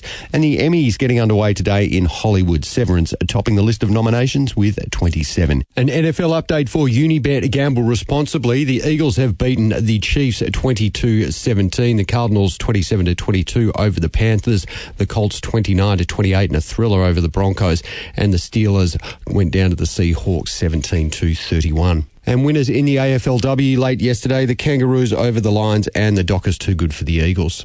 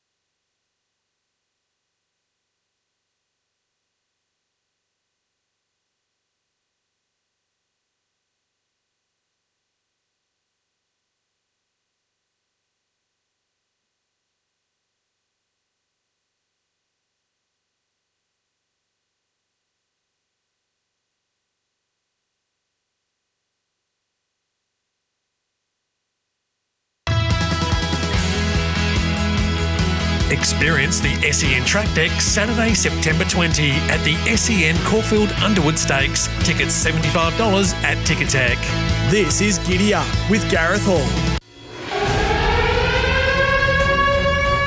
Mr. Hawkes and Mr. O'Neill, can you please report to the stewards' room?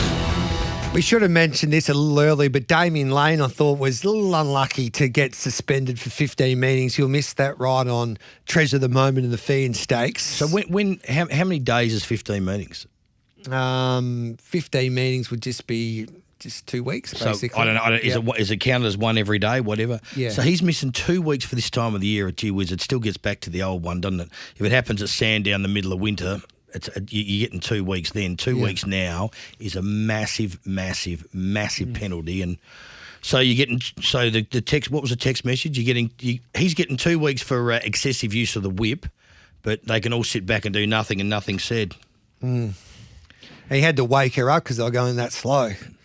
But Laney's been in trouble before with the whip, so That's why he's probably got the 15 metres. That is why he would have got it, because it would have been... Talking about the Fan Stakes. Yes. Treasure of the Moment will be there. Right. Guess who will take her on? Who? I don't know. You tell me. Pride of Jenny. Is she? I reckon. Well, Kieran didn't confirm that today, and Tony's tight lips. I would think one would be $1.90, the other one would be 10s, wouldn't it? Yeah, probably, but at least it's going to be entertaining. Well, it will be for the first half of the race. Yeah. I reckon she might. Came back first up last time at Caulfield, Jenny, and she won the Fan last year. Yep. And it was similar, probably. Yeah. And she's hard to beat at this time of the year because the others aren't wound up in a way, and she only knows one way. Gee, we want Treasure of the Moment back, don't we? Yeah. She's a star, and to have nearly lost her for the spring and now to get her back, hope she comes back and duly salutes, and they deserve it. That was great news to hear that, because we were concerned this time last week when the news broke. I have nothing to do with Matt Laurie and the horse, but gee whiz, I felt for them, because when you get a horse as good as that, you only get one opportunity. I mean, you talk about next year, there ain't many Mr. Brightsides that keep on coming back. So this is her time in the sun, and this time next year she could be at stud. Yeah. How do you know? Horse I'd like to own. Well, this is a horse I'd love to own after what she did there in the Theo Mark. She's a beauty, Autumn Glow. Autumn Glow's given the cue now, and the mare's starting to open up. Autumn Glow raced a length and a half clear from General Salute, and Pear's running on, but Autumn Glow protecting her unbeaten record, and this Magic Mare makes it 6 out of 6. Autumn Glow, a big win in the Theo Mark. Wonder what weight she'll get for an Epsom. She's not a Group 1 winner. It's going to be a very, very, very interesting thing for Damien Hay, the Sydney handicapper, because she's not a Group 1 winner. Mm-hmm.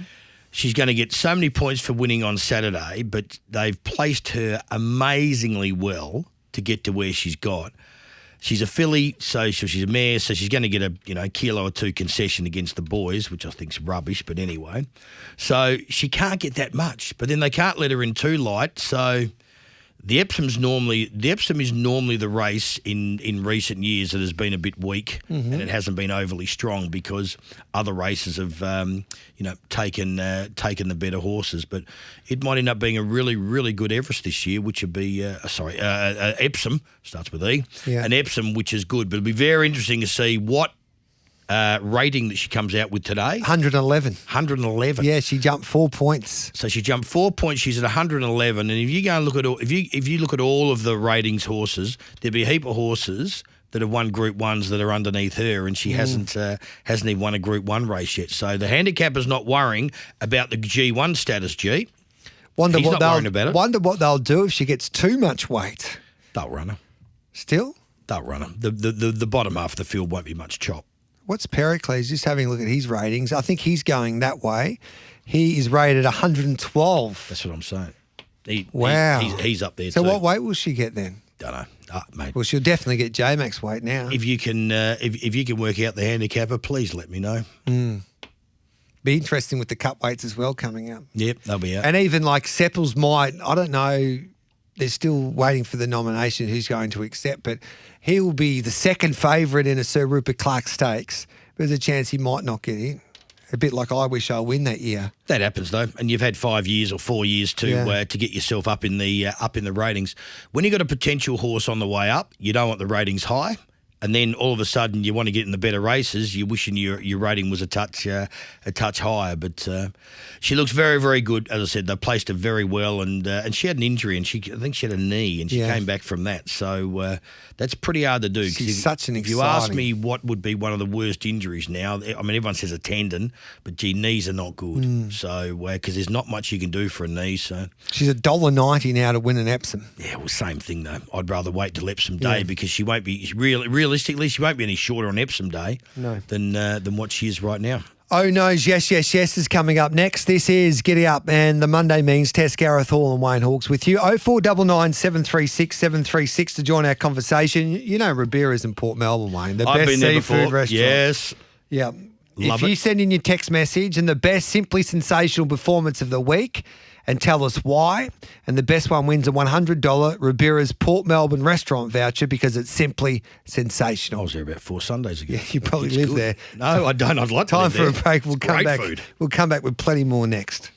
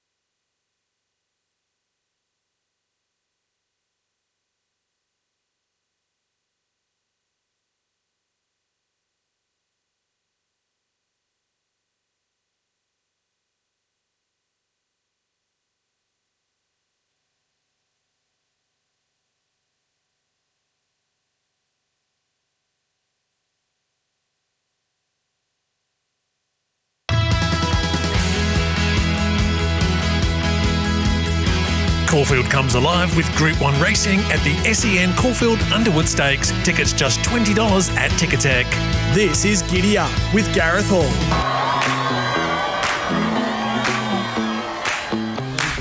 Oh no, see you walking around like it's a funeral. All right, Wayne, your own nose. Looking forward to this morning. My nose. Rosehill Tracks. Now, how many times have I gone on about this? Mm-hmm.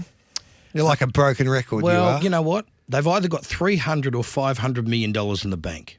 They have to start doing this. This is an outdoor sport. It is an absolute joke that the rail was out 6 metres for such a good race day. Yes, I get they're going back to the true for the Golden Rose, but then from 6 metres out, I mean, what about the horses coming down the outside? I mean, Flemington's the way Flemington is because they've had it right from the get-go and they spare no expense and everything like that. And Rosehill, Randwick, they're tired. Rosehill, do you know Rosehill's got a midweek coming up? I mean, that is ridiculous. In there. It's programmed every year. Yeah. But, I mean, it's just ridiculous. And, I mean, for sitting off the pace, it was just a complete and utter waste of time. I mean, we talk about the punter. What hope did the punter have if you were back in back markers and, you know, just no good. No good. Me, Mr. Brightside, I got it wrong. Yep. I'll say it again. I didn't think he'd win a Group 1 and he did. So a few of the Mr. Brightside owners they appreciate your accountability. No, well, that's fine. Shout out to Tyson. We get it right, we get it wrong. And I went to Brisbane the other week and got shillered. I got shillered on Saturday. We talk about getting willowed, but I got shillered. Tyler Schiller. You've got to give him confidence because he's riding Briasa on the weekend. I don't care about Briasa. Yeah. What was he doing on Gangster Granny? Oh, my God. You're damned if you do, you're damned if you don't. But if you sit 3 wide after you've jumped and gone 30 yards and you're just waiting for something to happen, mate, you just got to. And you know what? If you kick up and go forward and they boot up and they keep you wide, you can't do anything. But that was just a terrible, terrible watch. And then nepotism. I mean, you don't pull Colts around like that. You just stay in the straight line, go up the inside, and he wouldn't have won anyway, whichever way he went, because he was a back marker on a terrible track. Yeah. But you just don't need to do that. But I got shillered. Yes, yes, yeses.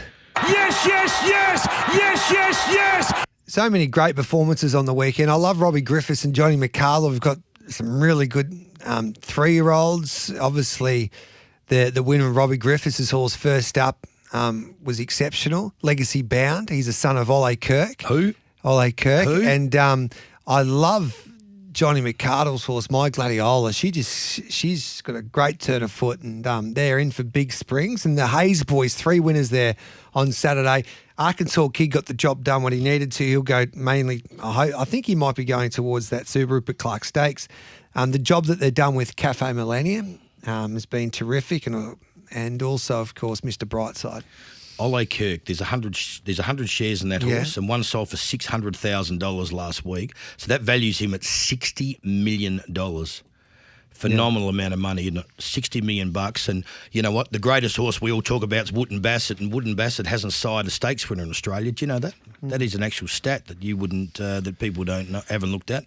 Wooden Bassett has not had a stakes winner. He hasn't. He'll have more. He hasn't had a stakes winner in Australia. It won't take him too long. Maybe not. No. My yes, racing.com. I'm hearing that they're upgrading their website. Okay. Yay! Because that is a shocker to try and manoeuvre around the racing.com website.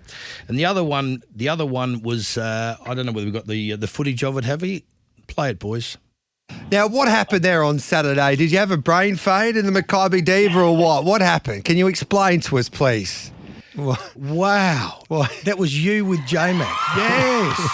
Now I'm not You're a flog. No, hang on a second. I sit here and listen to you and Johnny O'Neill rah about J-Mac this, J-Mac that. So well done, and about time you called him out because he doesn't always get it right. No. So well done for calling it out, and I'm not against J-Mac. He has ridden a Golden Slipper winner for me. I was with him on Saturday. He had a couple of rides for me. He is so professional to talk to. He is so professional. He went out on Devil Night he went out to get on Devil Night. My foreman Jamie came back to me and said, "Do you know what that bloke said walking out?" I said, "What did he say?" He said, "Geez, I hope this horse wins today. I'm really keen." Yeah. Jamie said, how many jockeys would actually say that? There wouldn't be too many. He's the ultimate professional, and that's why he's at the top of the tree. But I'm glad you called him out. I tell you what, Taffin, you got tough over the weekend. What happened on the weekend, My Gareth? I've got tough here. My no is Devil Knight because in my multi with the SEN Track Weekend Preview, our top 4 multi, we had Glad You Think So finish second, Mormona second, Tempted one. We had close to 2,000 punters jump on that multi. I went with Devil Knight and you let me down. Yep. He needs a set of blinkers. He needs 1,200. Well, I'm just telling you how it is. I know. And he would have been better off coming down the outside. And we know all this now. And I mean, if we knew what we knew now, we would have jumped and gone forward and sold him the front and led. Anyway, that's easy. That's easy after the race. 10:49. We'll take all of your text messages next here to wrap up the means test. 0499 736 736. You've got very tough, Gareth. Shut up.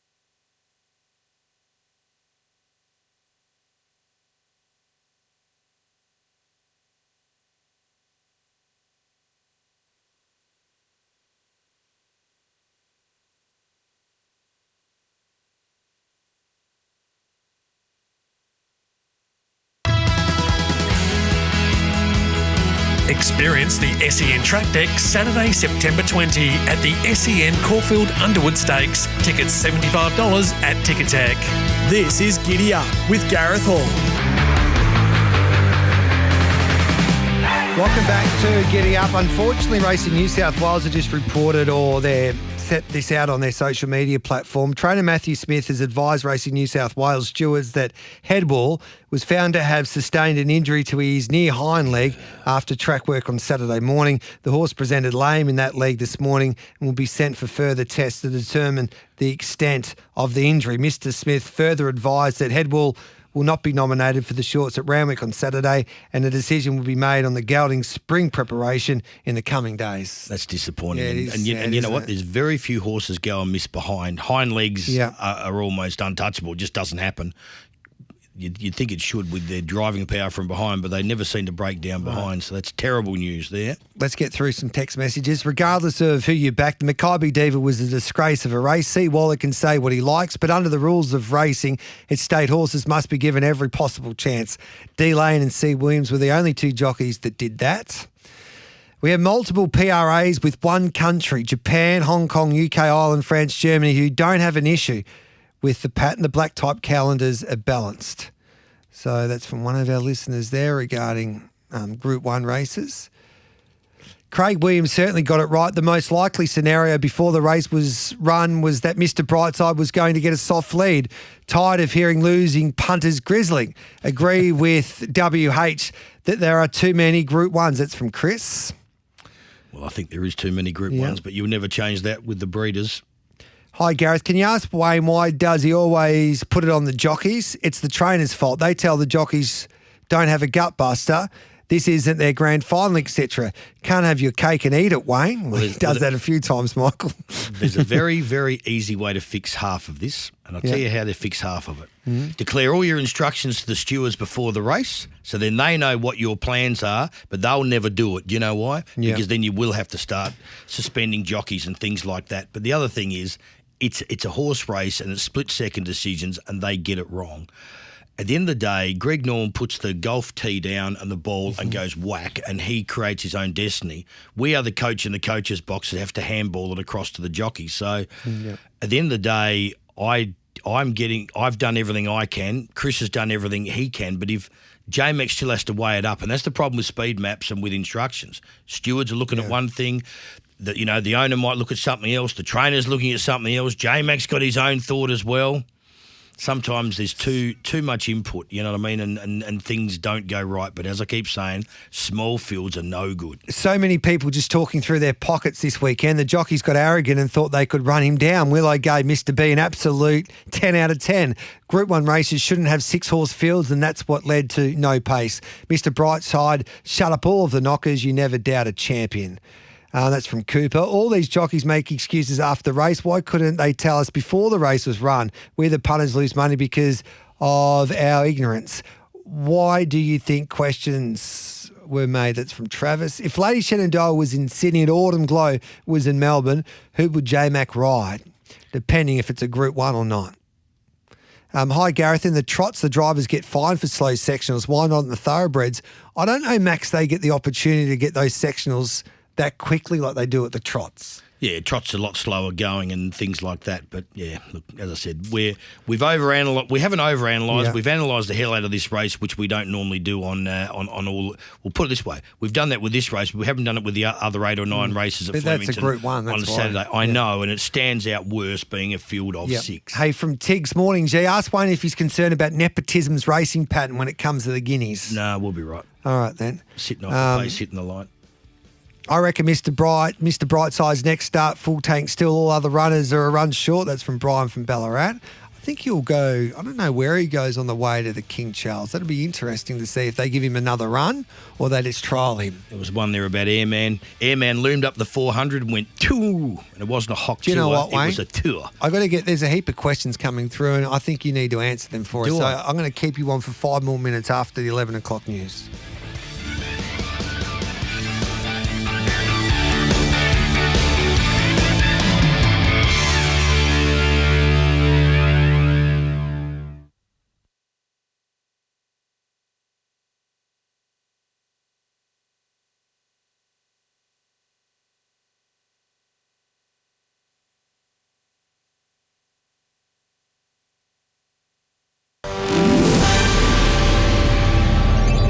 Powered by Signet. Good morning, I'm Adam Pont with SEN News. Susan Lee struggling to cut through with voters. The latest news poll shows the opposition leader trailing Anthony Albanese 31-51 as preferred PM. Labor has also opened up a 16-point lead over the coalition, two-party preferred basis. What is Albanese's strongest position since becoming Prime Minister? Deputy Opposition Leader Ted O'Brien telling Nine he's confident they can turn things around. Politics builds big egos, but I tell you, it also gives you some good lessons in humility, and we're learning those lessons now. Meantime, Lee has promoted Victorian Senator James Patterson to the Coalition's formal leadership group after the demotion of Jacinta Price.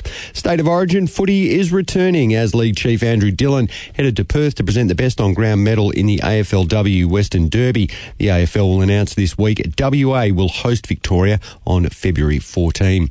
A memorial service for Conservative activist Charlie Kirk has been set for this weekend in Arizona with US President Donald Trump to attend. Authorities, meanwhile, say the man charged over his assassination is reportedly refusing to cooperate with investigators. The Emmys getting underway in Hollywood today. Severance leading all comers with 27 nominations. Kate Blanchett among the Aussies up for an award. And the boxing world is mourning the loss of Ricky Hatton. The hitman, a former world champ, died at his home in Manchester, aged 46. sen.com.au sport coming up next. An NFL update for Unibet. Gamble responsibly. A tight one in the Super Bowl rematch between the Chiefs and the Eagles. Patrick Mahomes threw for 187 yards and one touchdown, but it was the Eagles that prevailed at 22-17. And in the EPL, Man City have beaten Man United 3-0. Weather's next.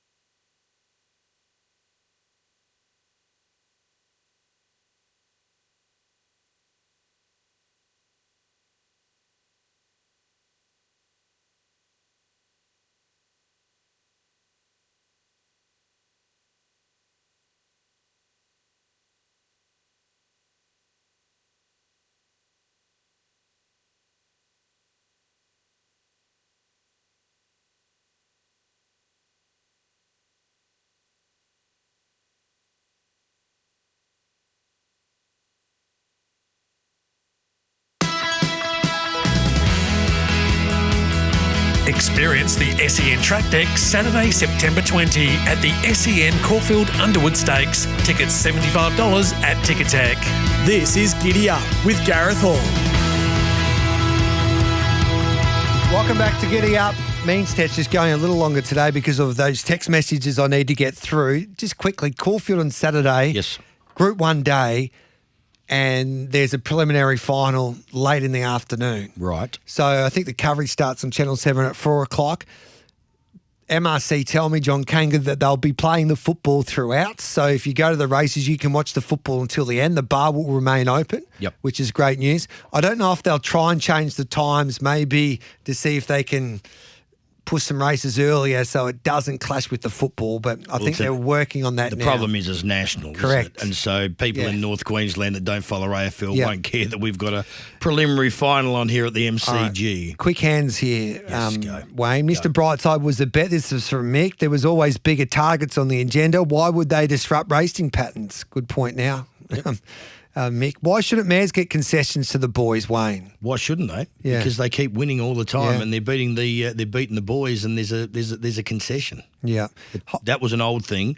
It's all changed now with hormones, and you're producing your own natural hormones as a mare, and the mares have absolutely dominated the colts and the geldings in the last 20 years. Hi, Gareth. Performance of the week goes to all the medical staff who helped jockey Tom Preble. Hats off to all of the staff at the Alfred Hospital. Get well soon, champ. Yeah, there was a great photo of Tom there outside with his sister, I think, yesterday. So our thoughts with Tom, and we wish him the best of luck. We do. Gareth, I don't get it. Pre-race, everyone said the same thing. V is the best horse in the race, but Mr. B may pinch it as there's no pace and he'll lead. You can't get upset at the trainers for not going all in with bigger races to come. We see athletes rest in other sports in the NBA, AFL, NRL, etc. to save their star players for bigger games. This is no different. Do you know what? That's exactly right. So, you know what? And the other thing is, we've probably concentrated a bit more on Via Sistina, but what about the people listening that back Mr. Brightside? They reckon it was a hell of a race and it was so good.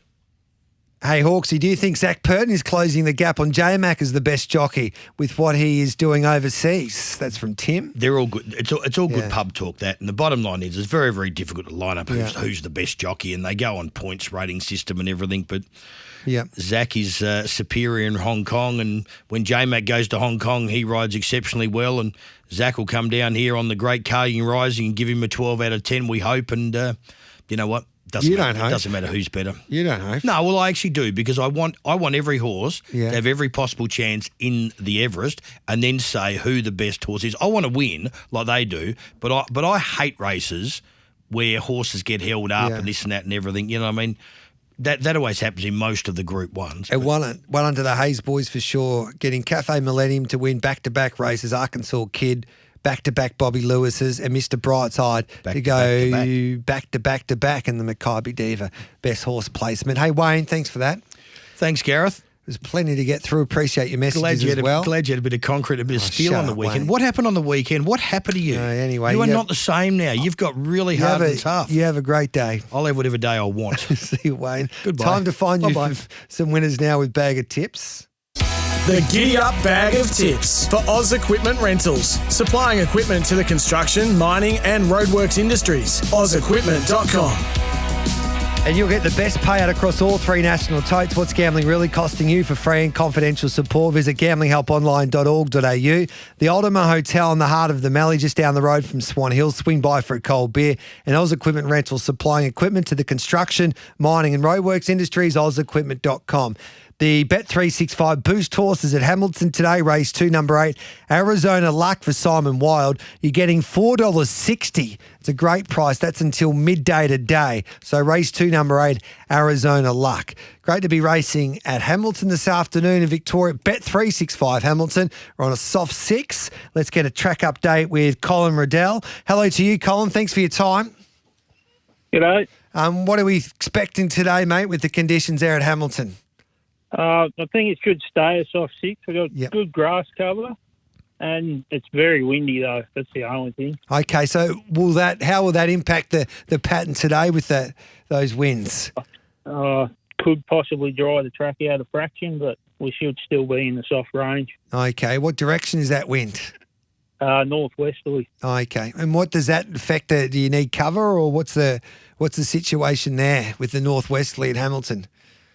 It just blows across the track. Okay. Really. So you expect maybe we'll get an upgrade or soft Possibly. 6? Yeah. All right, mate. We appreciate that update. Thanks for that, Colin. Yep, no worries. There's Colin Riddell there, the Hamilton track manager. Nick Newton, he's part of our family here at RSN and SEN Track, but he's working on racing.com today and he joins us now. Hello to you, Nick. Morning, Gareth. Yeah, it's interesting news re the track there, so definitely take note of that for playing today at Hamilton. Can be a track that really favours on-speed runners, so sort of defaulting to those runners today. How are you playing this card from a putting perspective?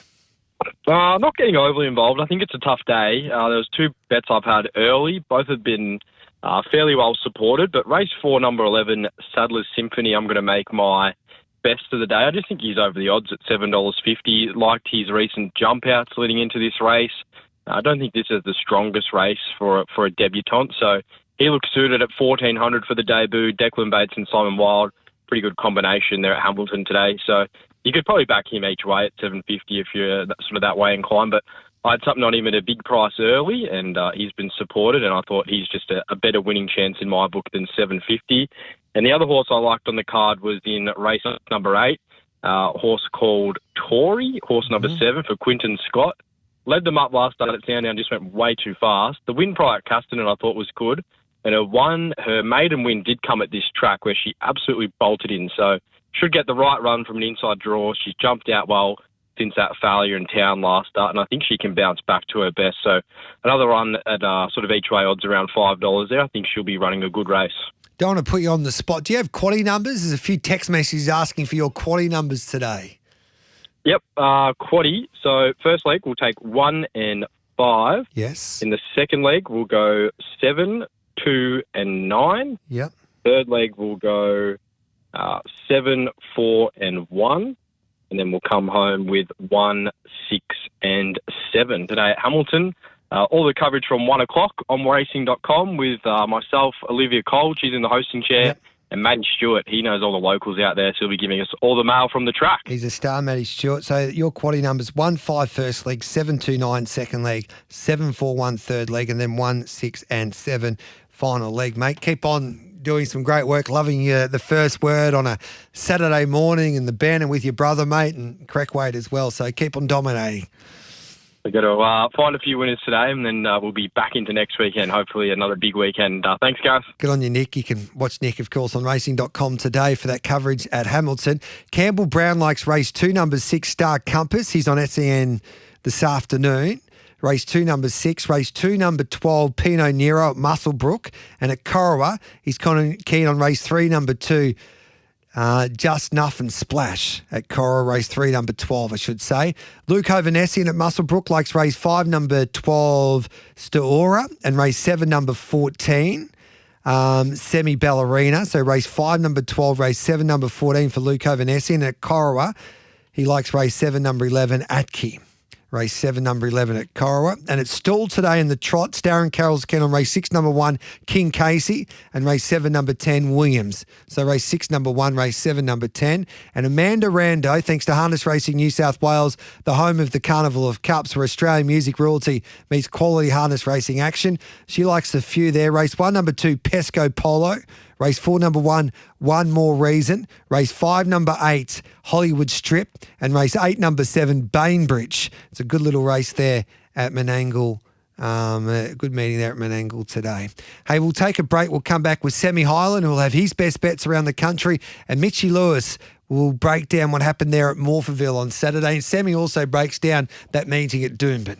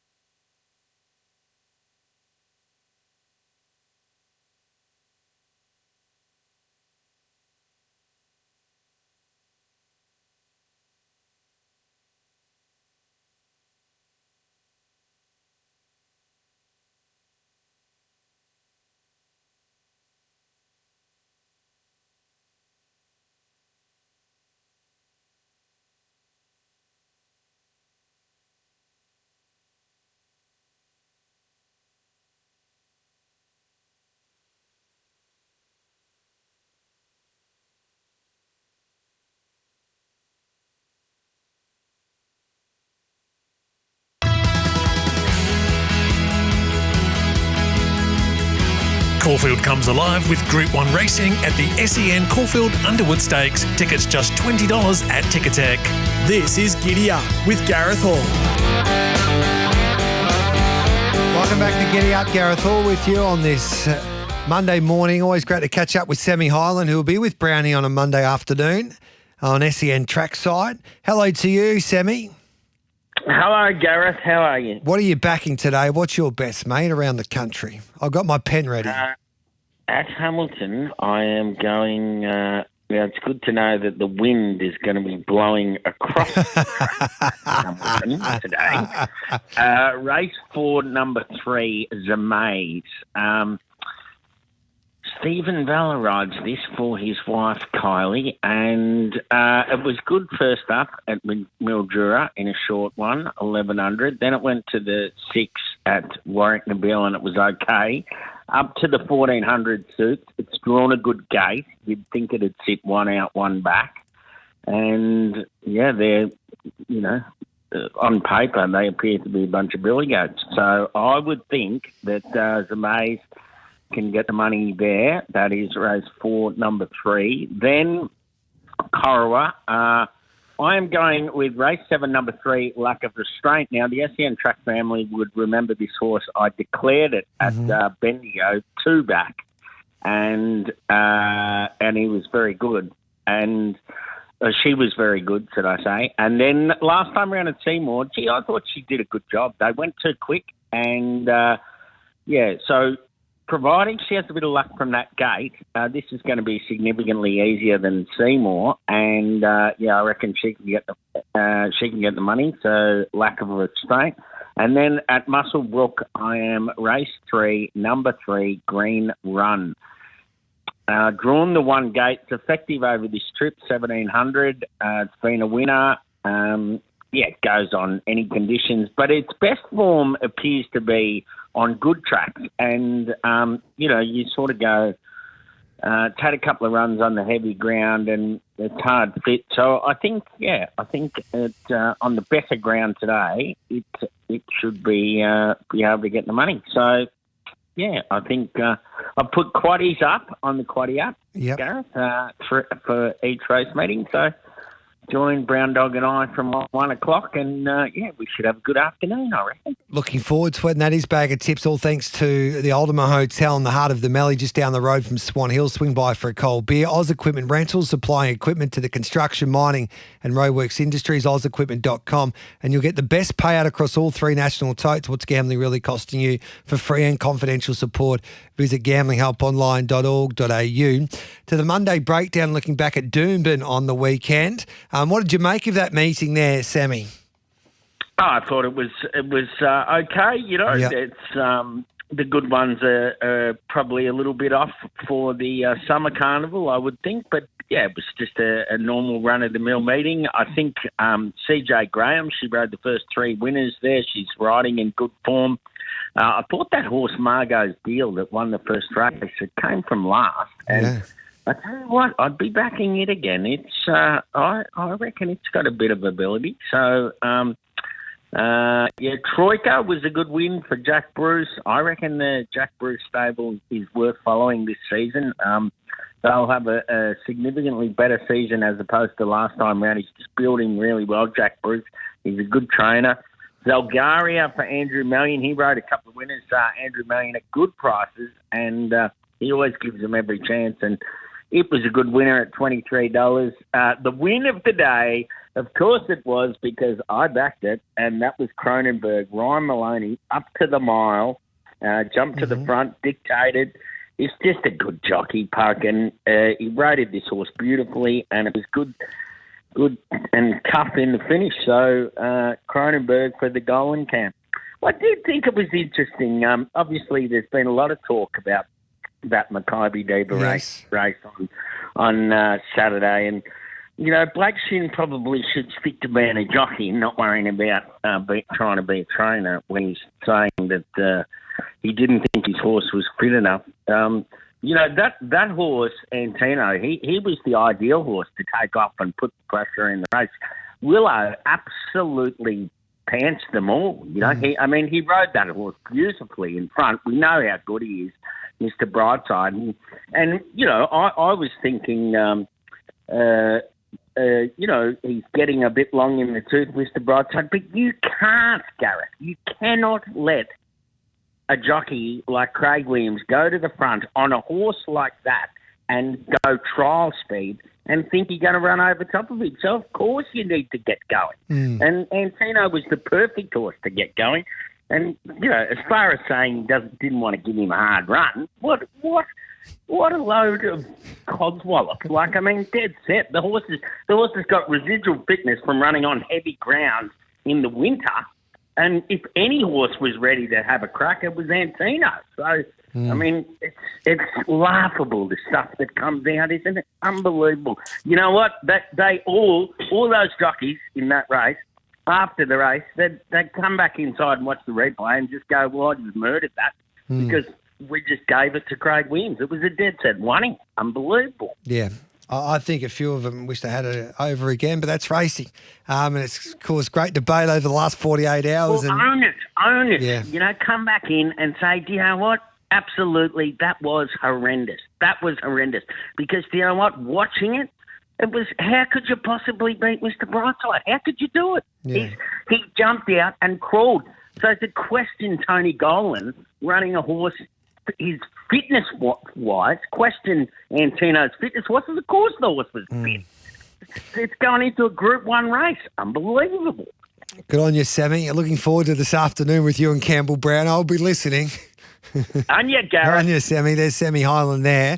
Mitchie Lewis joins us to break down what happened there in Adelaide on Saturday. And it was a pretty handy meeting there in the City of Churches. And Mitchie's got a few horses that he wants to follow from that meeting from South Australia there on Saturday. We raced on the Parks track on a soft 5. The rail was out 3 metres from the 1,000 to the winning post. And true for the remainder. And Mitchie Lewis is ready to go. Hello to you, Mitchie. Hello, G. How are you today? Good, thank you, mate. Well done. You're all over. You read that race beautifully in the Mackay Diva with Mr. Brightside.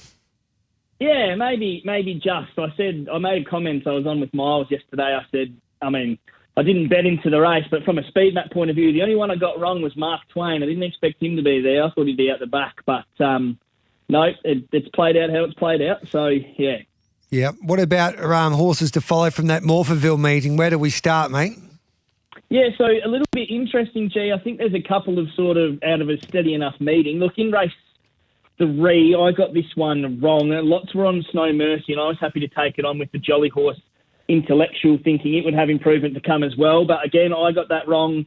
I was probably a little bit cute in the race. Snow Mercy looked very nice. I think she can improve again up in distance. It's still an 1,100-metre race. I think they're the two horses you want to follow going forward. Intellectual, very green.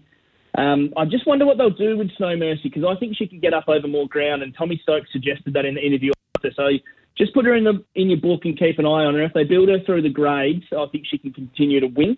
Yes. Race 6, this horse, I was asked yesterday and I wasn't sure, so I went back and had a look at some data and some interviews.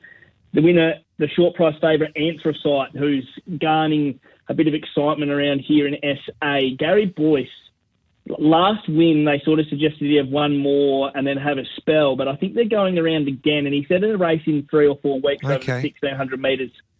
I'm not sure if that means that they're pointing at the Murray Bridge Cup, a listed race, but then he also mentioned the John Letts Cup, which is a listed race on Melbourne Cup Day at Morphettville. So he's got a little bit more to give. He got a pretty soft run of it. I don't think he worked too hard there at the 1,800 metres, but 1,600 metres looks his sweet zone, G. Yeah, and round 2 was, too good in the Tony McAvoy Hall of Fame handicap, which was race 8.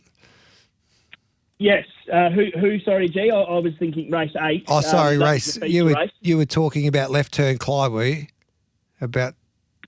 Anthracite, who I was talking about there in race 6. Yeah, race 6, Anthracite, yep.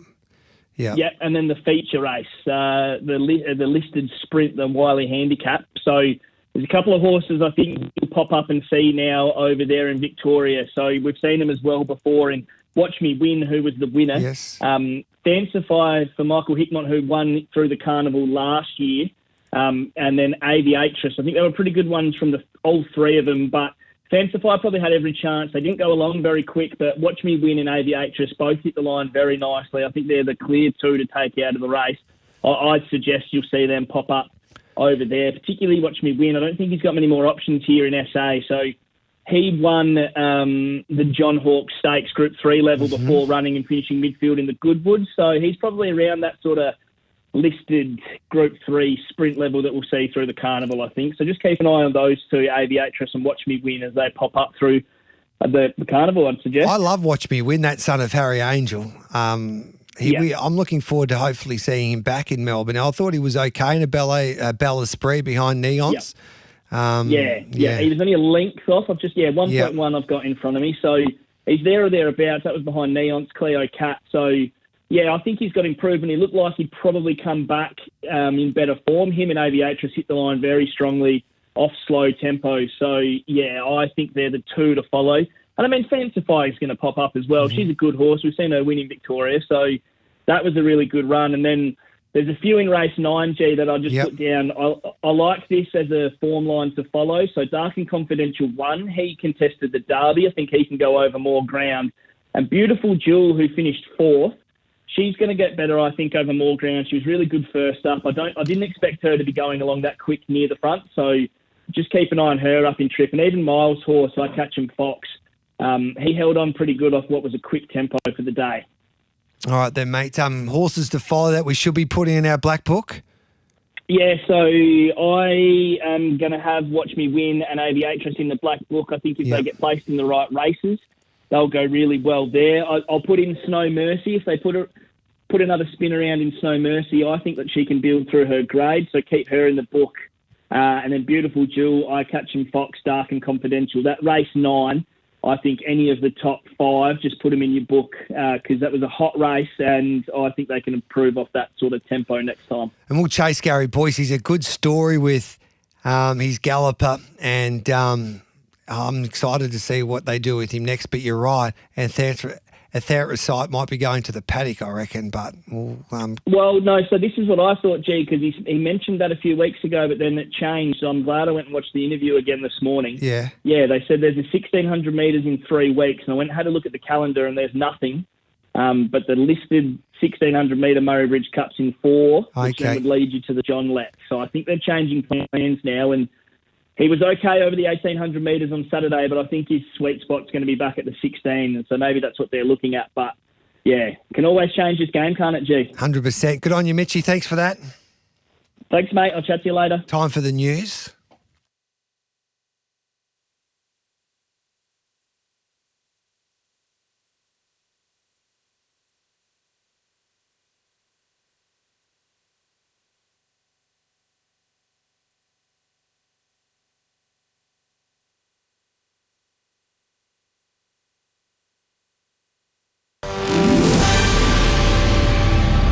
Powered by Signet, making SEN News this hour. Susan Lee struggling to cut through with voters. The latest news poll shows the opposition leader trailing Anthony Albanese 31 to 51% as preferred PM. State of Origin footy returning as League Chief Andrew Dillon headed to Perth to present the best on-ground medal for the AFLW Western Derby. The league will announce this week WA will host Victoria on Feb 14. A memorial service for Conservative activist Charlie Kirk has been set for this weekend in Arizona. And the Emmys getting underway in Hollywood today. Severance leading all comers with 27 nominations. SEN Sport coming up next. The Hawks not getting distracted by off-field recruiting stories, with it leaked that they're chasing Bombers skipper Zach Merritt. Defender Jarman Impey says would be handy to have him though. It's a touchy one to mention anything, especially as a player, so I might leave that. What I will say is Zach is a quality player, quality leader, and we would like to have him at the Hawks.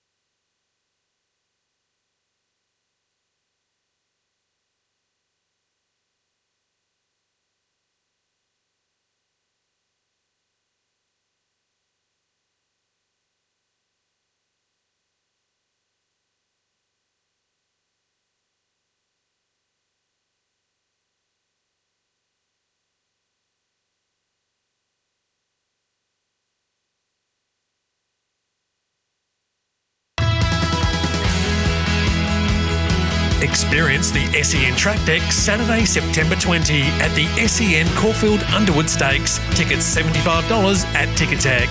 This is Giddy Up with Gareth Hall. Welcome back to Giddy Up. Let's look back with the breakdown of Perth on Saturday. There was some good performance as well there at Belmont. On a soft 5 and the rail was out 7 metres. Pete Anthony joins us again. G'day, Pete. Yeah, g'day, Gareth. They tell me Swingman's Jimmy Taylor's next big star. I can't believe he paid, $7.50 there on Saturday.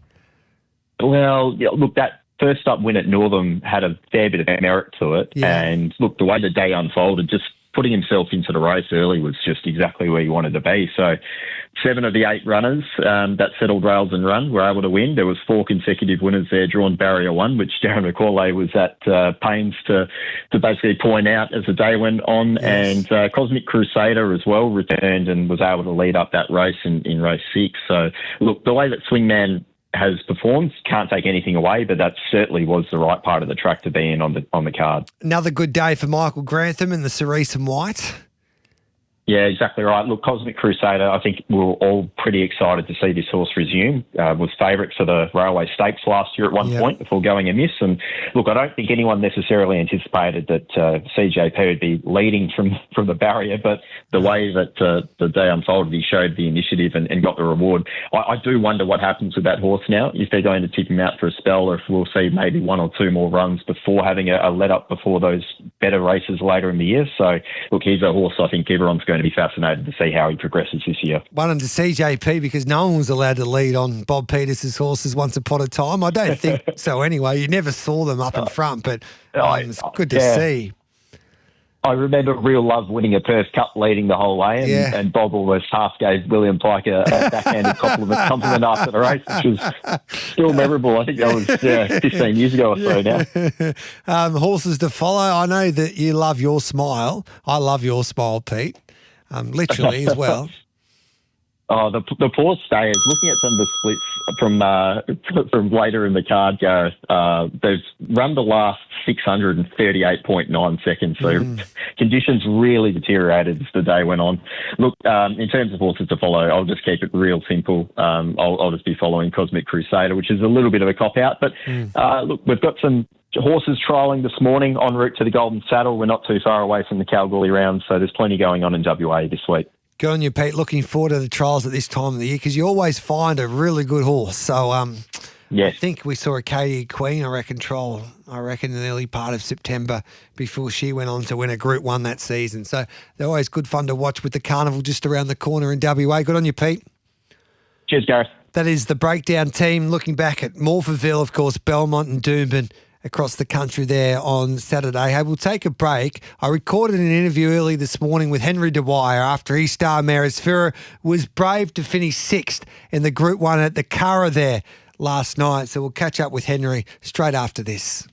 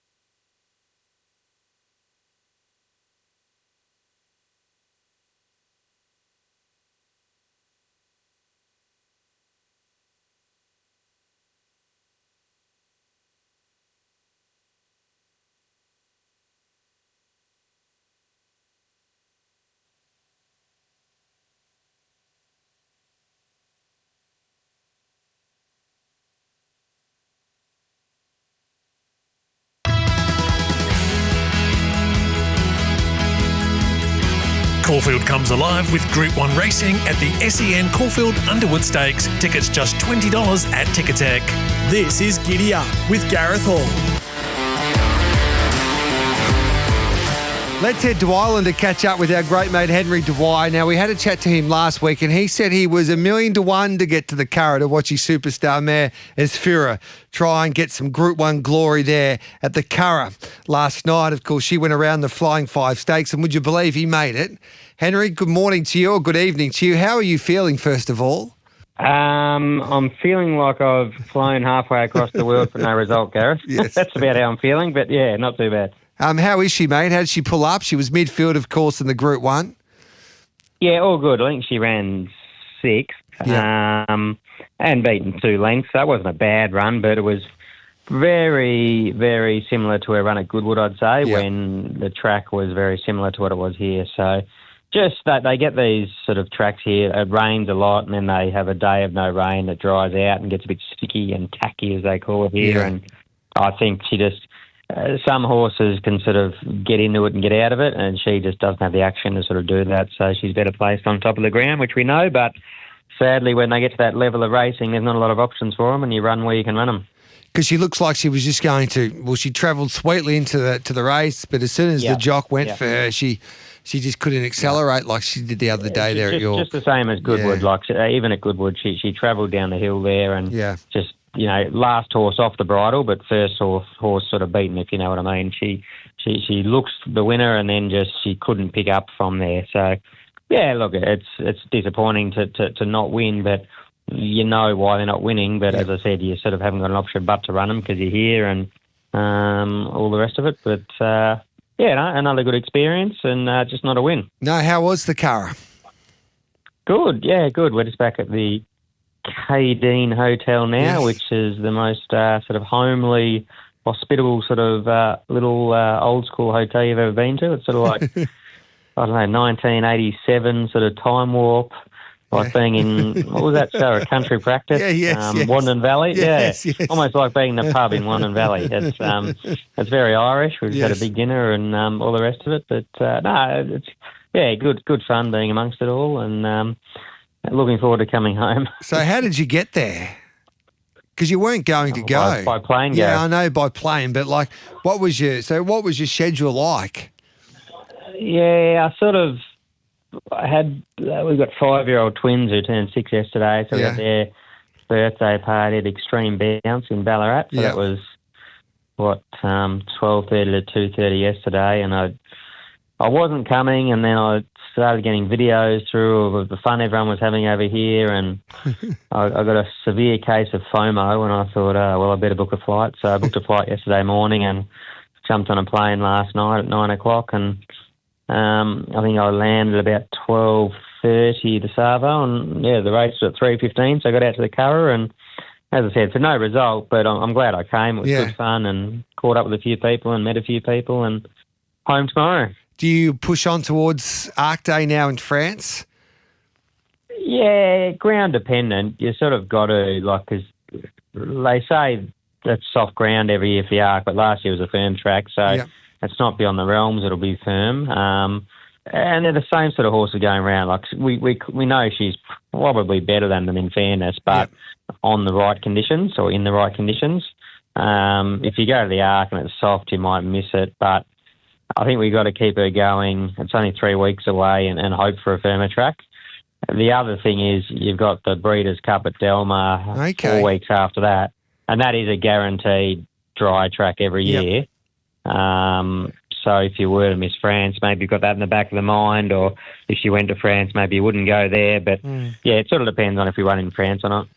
Your foreman, Simon Morris, would be unstoppable in California at Del Mar. I'm not sure if you can hear in the background. I sort of snuck around the corner, but there's a table of 26 out there singing a few ditties and Neil Diamond and a bit of American Pie and all sorts. But I'm stick a fork in me, I'm done. I'm off to bed, Okay, and just quickly, did you see the Melbourne Cup winner there, Al Riffer at the Curragh? Al Riffer, yeah. No, he's a nice horse. He obviously gets a fair chunk of weight now. Jamie Lovett was out there and a few of the owners, and they're out in Dublin, which I couldn't bring myself to get to. But no, it's good to have a bit more Australian involvement on the day, and he'll come down and acquit himself well. Good on you, Henry. Get some sleep, mate. It's been a magnificent performance. Unbelievable. You're mad, but we love you. And, you did us proud once again. And I don't know, if she gets to Delmar, look out. That would be something else. They're all good trips. Like Arc weekend, imagine having a runner on Arc day, that'd be good. And then, with Delmar, where the surf meets the turf. So they're all good trips, and we'll try and get involved. Get some sleep, mate. We appreciate you coming on. Okay, thanks, mate. There's Henry Dwyer with an update there on Asphira, who ran her heart out despite the unsuitable ground there at the Curragh last night. We'll take a break. We'll come back with plenty more on Giddy Up this Monday morning.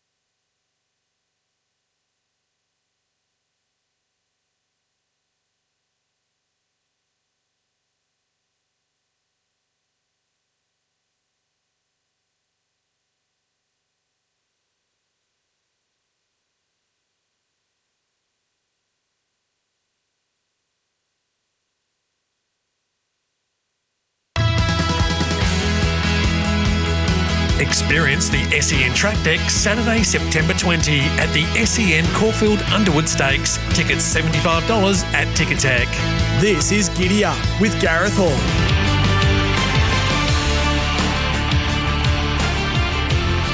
Thanks to loveracing.nz, your home of New Zealand thoroughbred racing news, previews, reviews, profiles and more.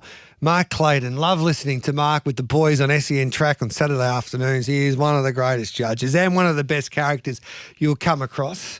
And he joins us now. G'day, Mark. Oh, g'day, Gareth. Thanks for reading out my intro that I wrote for you. It's an interesting time of the year. There's some great racing here in Australia, but we had some feature racing in New Zealand, especially there at Riccarton on Saturday with the listed Canterbury Bell Stakes. Yes, New Zealand Bloodstock sponsored over the 1200, and we saw a mare keep her unbeaten record, Miss Starlight, and you had to be impressed with the way she did it, especially those first two wins came off the synthetic down there at Riccarton. It's always like, can they make the step up to, grass track racing to the turf? And boy, did she watch. She just sat out there and she absolutely gave them one. Yeah, and she looks like she's got plenty of improvement as well. What do you think they'll do with her? I'm pretty sure she's on a path to the 1,000 guineas in early November, but there's a nice little race at Ashburton on the 11th of October, the Barneswood Farm Stakes for the 3-year-olds, and that fits in nicely with their program because that was 1,200 on Saturday. That race at Ashburton's 1,400 and then stepping up to the 1,600 for the Oaks. So I think it'll work out perfectly. And gee, to John and Karen Parsons, they might be getting on in years, but they can certainly train a Group 1 winner. Yeah, 100%. And I love this. The NZB Road to the Jericho was at New Plymouth there, which was the 7th race on Saturday. We all love the Jericho in this country, and the Kiwis have had a pretty good record in it. Well, we're really honoured to be involved in it, and we've got a couple of lead-up races to get us in, the qualifying races, and Yolo, boy, she was just about destined for the Matron's paddock 2 starts back. Jumping career didn't really kick off. She went back to Otaki and she stormed home over 2,100 metres, backed up on Saturday, and a good ride. Ali Solar, one of the local apprentices, claiming 3 kilos. She really put a hole in them, but going across the top, if you watch the replay, a horse came into it called Rock Up Ralph, and he's been hurdling of late. He's been going really good at that caper too. So he looked a likely winner, but Yolo was way too good. So Yolo will probably make the trip. I was speaking to one of the co-owners of Rock Up Ralph yesterday, Terry Lyons, and they're not giving up hope yet. They're going to head to Riccarton on October the 25th. There's a 3,000-metre, another qualifying road to the Jericho race there. So they're pretty bullish. They're pretty keen to get there, and they don't mind a trip. It's just around the corner as well. We'll be here before you know it. We're already in the middle part of September, and it'll come around pretty quickly, that December meeting there at Warrnambool. Yeah, well, when we see the Canterbury Bell Stakes pop up, we know we're getting close to that Melbourne Cup Carnival and our Cup Carnival as well. So it's exciting times. It is exciting times. And geez, Manny Cartwright, we knew he was a talent when he was here in Australia and Victoria, but he's kicking plenty of goals there in New Zealand. Yes, he did. And fresh from Pop Award on Saturday at Melbourne, he was back to ride at Tarapa yesterday, and he piloted Agira home in the 4th on the card. Now, there were a couple of star Group 1 performers in here. Sharp and Smart, all eyes were on him. 61.5 kilos. Heavy track day, Gareth. That was always going to trip him up. But, gee, he didn't flinch. He fought like a lion to the line. So his second up run, he was really good over 1,200 in the Foxbridge Plate. He's ticked another box for me yesterday. Agira, he had to give the field, those horses down the bottom, he had to give them 7.5 kilos. I think that showed in the end. But, yeah, 4th over the mile in the heavy ground. I think he's on target for the Group 1 back here at Tarapa in 2 weeks' time. That's over the 1,600. And then you'll get to lay eyes on Sharp and Smart again. So he's coming back home? I mean, not back home, to Australia? He'll be back on the plane as soon as Roger can get him on there. So I think he was inducted in, was it the Hall of Fame, or he was inducted, life member, wasn't he, on Saturday night after the Mackay Diva Stakes Day? Yes. So, no, it's always great to have Roger in Australia, especially when he's got a good one. He's always entertaining, Roger. There's no one like him, really. No, the one and only Roger. He's just unstoppable. We're hopefully getting Giddy up to New Zealand maybe for the second week of November for Cup Week there. We wouldn't mind going to see Leap to Fame because our trotters and paces are better than yours these days, which took us about 30 well, in my lifetime, it's only started to happen in the last 3 or 4 years anyway. Well, look, I can't argue with you, Gareth. And, your two superstars, Swayze and Leap to Fame, the brothers, man, they're just taking everything by storm. And don't worry, we can't wait to see them race. We always tune in over here too. They're a real flag wavers for you guys. And, finally coming over here and giving it to us. It's been a while. Yeah, well, it's just... Popular Arm and Scotch Star and Gamelite. It's just a pleasure. And I'm kicking myself, and no one really will care about this, but I go to the NZB Ready to Run sale each and every year, and Sammy Beaton tried to talk me into a Wooden Basset galloper, a Wooden Basset horse for $150,000, and I probably couldn't do it, and and at one first start, Quando, its name is. I think it was at Rickett. And Quando, you won on Friday, didn't it? Yeah.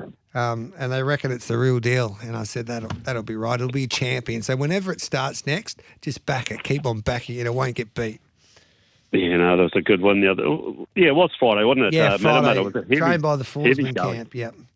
Yeah. Yep. Yeah. No, tough on the card. He was really good. But hey, don't worry, we'll find one for you, Gareth. I don't want to jinx it. Hey, good on you, mate. We appreciate you coming on, Clado.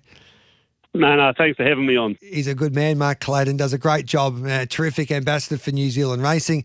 That wraps up Giddy Up, all thanks to Bet365 this Monday. Boy, it's been a busy show. James McDonald, David Gately, Peter Anthony, Tony Golan, Kira Maher, Wayne Hawkes with the means test, Henry Dwyer live from the Curragh. So it's been a busy show. If you missed any of it and you wanted to listen to any of those interviews or segments, all you need to do is subscribe to Giddy Up with your local podcast subscriber. Giddy Up with Gareth Hall. Have a great day. I'll catch you again tomorrow.